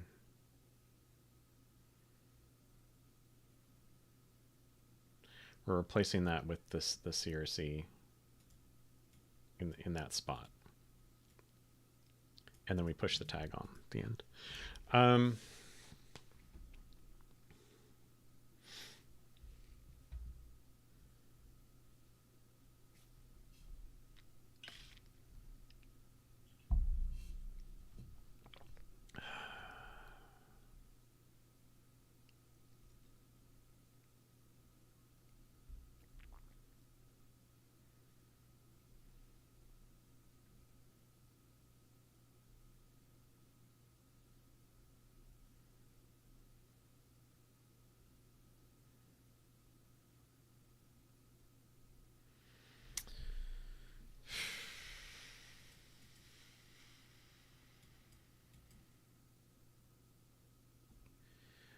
What I'm wondering is, can we know?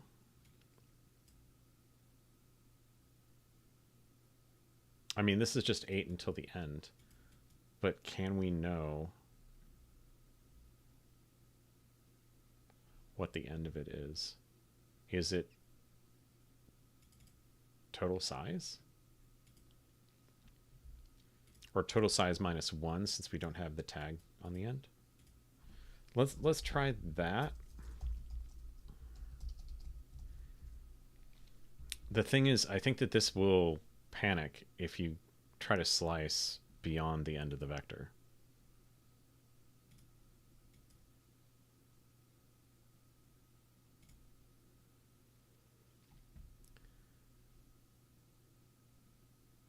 Because this would make me feel a little bit safer about this CRC calculation. It's obviously like we're giving it garbage.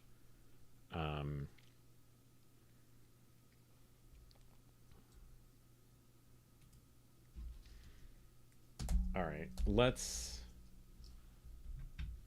do our little. I may combine these into one line. Let's do this.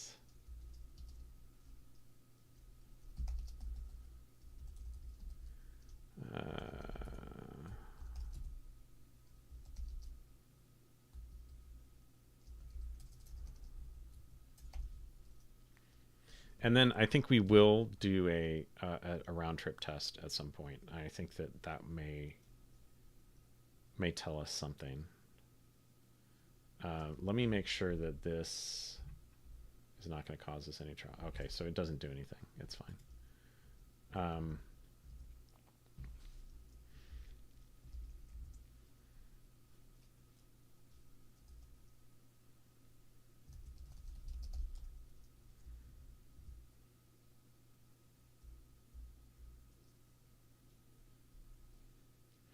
We could also, while we're at it, not just this, but let's go print out some more stuff in entry read.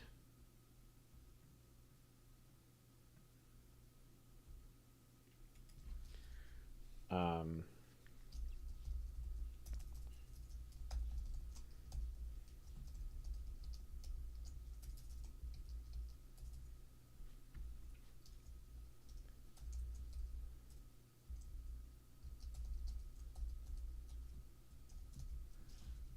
I'll put that on standard out, or standard error rather.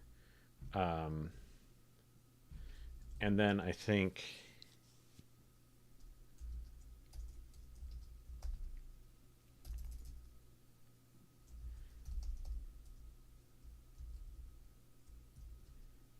we want to print out the bytes there so that we can see what the contents of that entry are.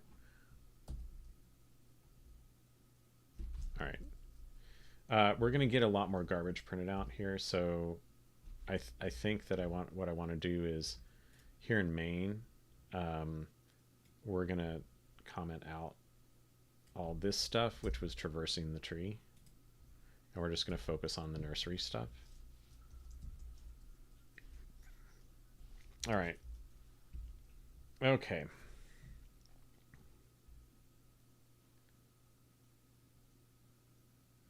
Okay, so we actually got a different thing here. Last byte of the entry wasn't tag end.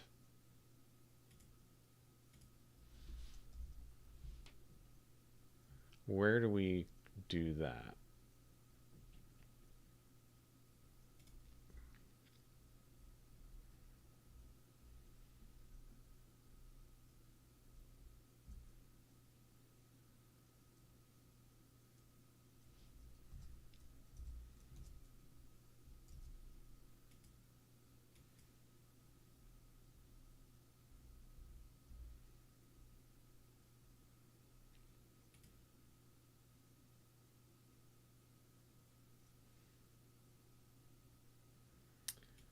So in this case, we actually passed the CRC check. So I think that there was an error in our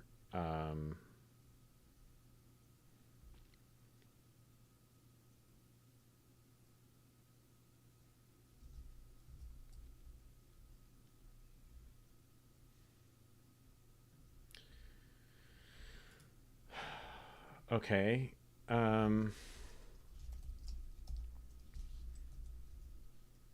Before I make this modification to further debug, let's look at.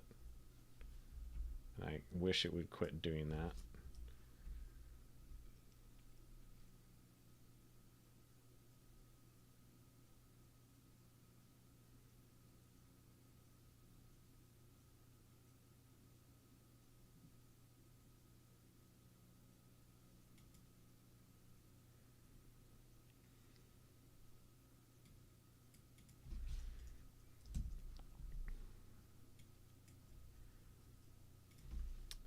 So at this point, what I want to do is look at print out the entry data.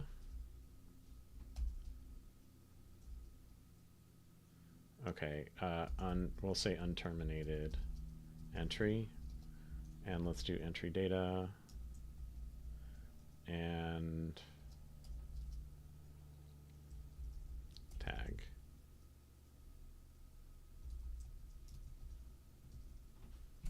And let's see what we get, because I'm really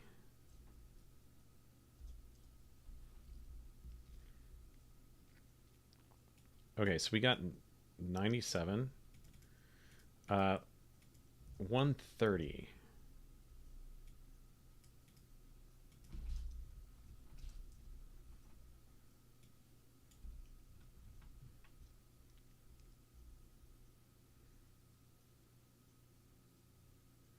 That should be that, right? So that's 130.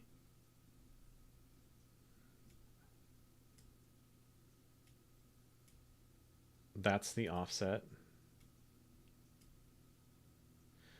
Oh, we're not reading Poslin entries correctly.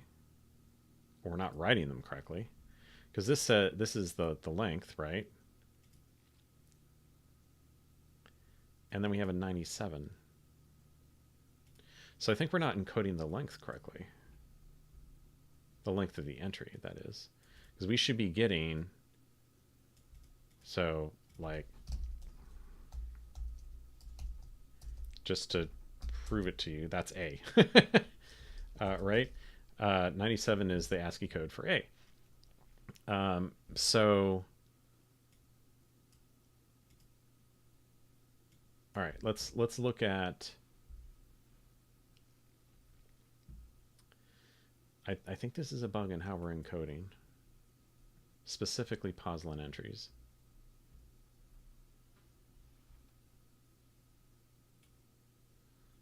Okay, let's jump to encode. So we need to look at the encoded size and make sure this is correct. Ah, we have a bug here. Block position needs 8 bytes. So we're 4 bytes short, which is not enough to necessarily cause this unless that key was exactly 4 bytes.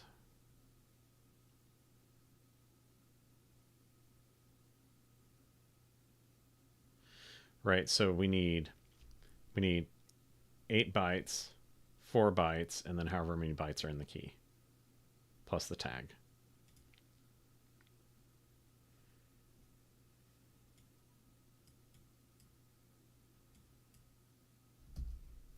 Okay, so that was incorrect, which would mean that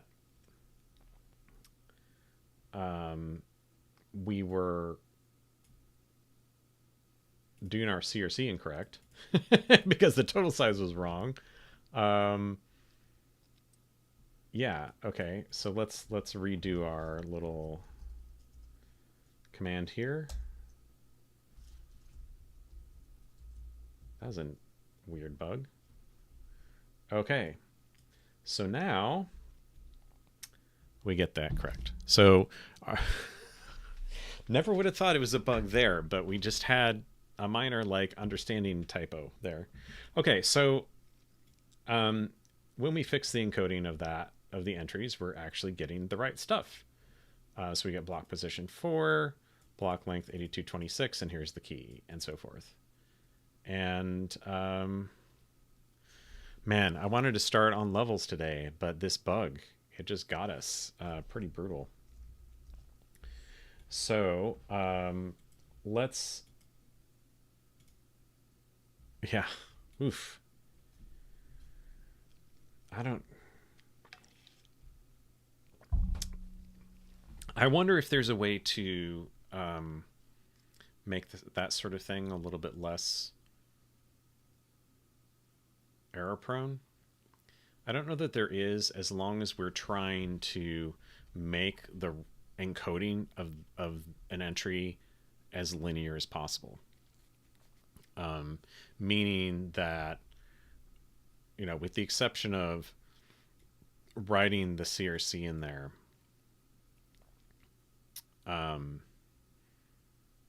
at the end, after we've written everything, like this, the whole goal of this was to reduce the number of allocations, and to make that encoding that entry as linear as possible. Maybe that was a premature optimization.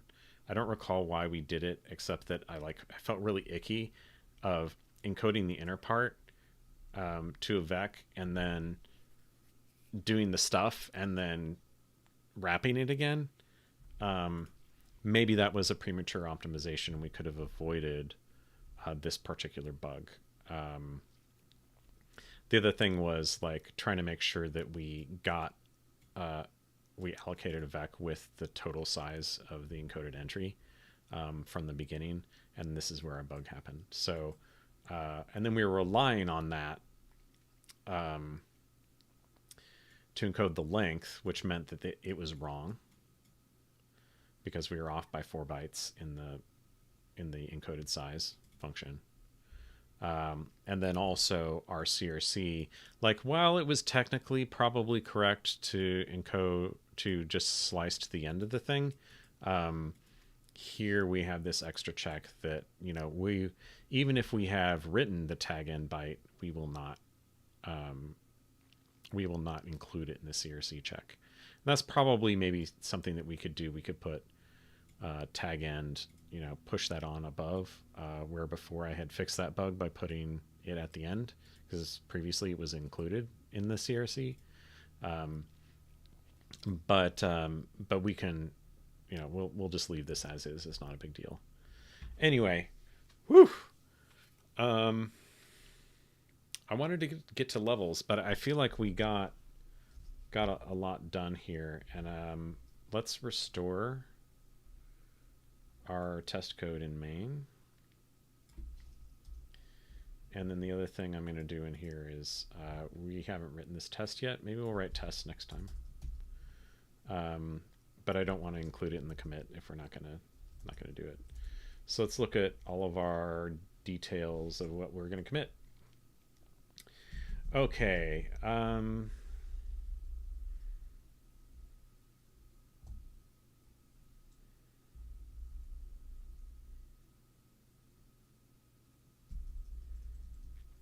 We need to remove those print lines. I could also just have them be config debug assertions on, but we'll remove them because they were only helping us in the cases where we didn't know what was going on. Again, there's sort of an existential question that we haven't answered here about, you know, should we turn this into a result so that we bail on the first error. We can return that to an underscore, but for now we'll leave that. Okay. Sorry. Okay, I just want to make sure we don't have any of those print statements in the library code.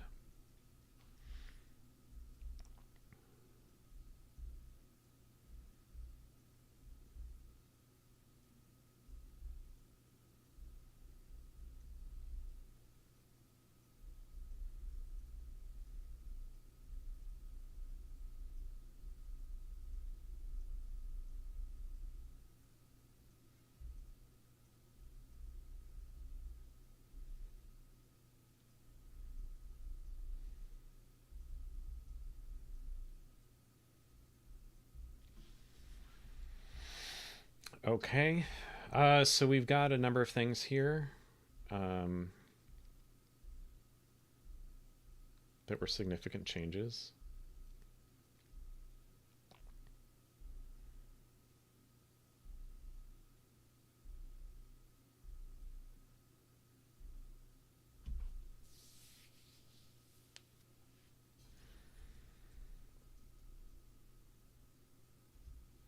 Okay. So this is session 7.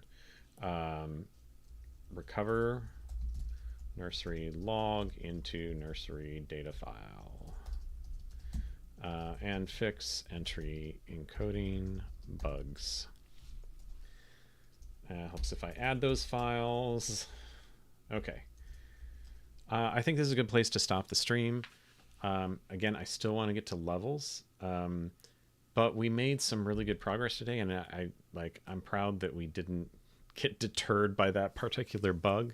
But it does raise questions for me about our entry iterator, as well as other places where we might be swallowing errors that are important to expose. So maybe we'll look at that next time. Otherwise, thank you for attending, and we'll see you. Actually, that is something I need to say. It's my wife's birthday next weekend, so I will not be streaming. We will pick back up in September. So please look for my next one on the first Sunday in September. Otherwise, have a great week. Thank you for attending.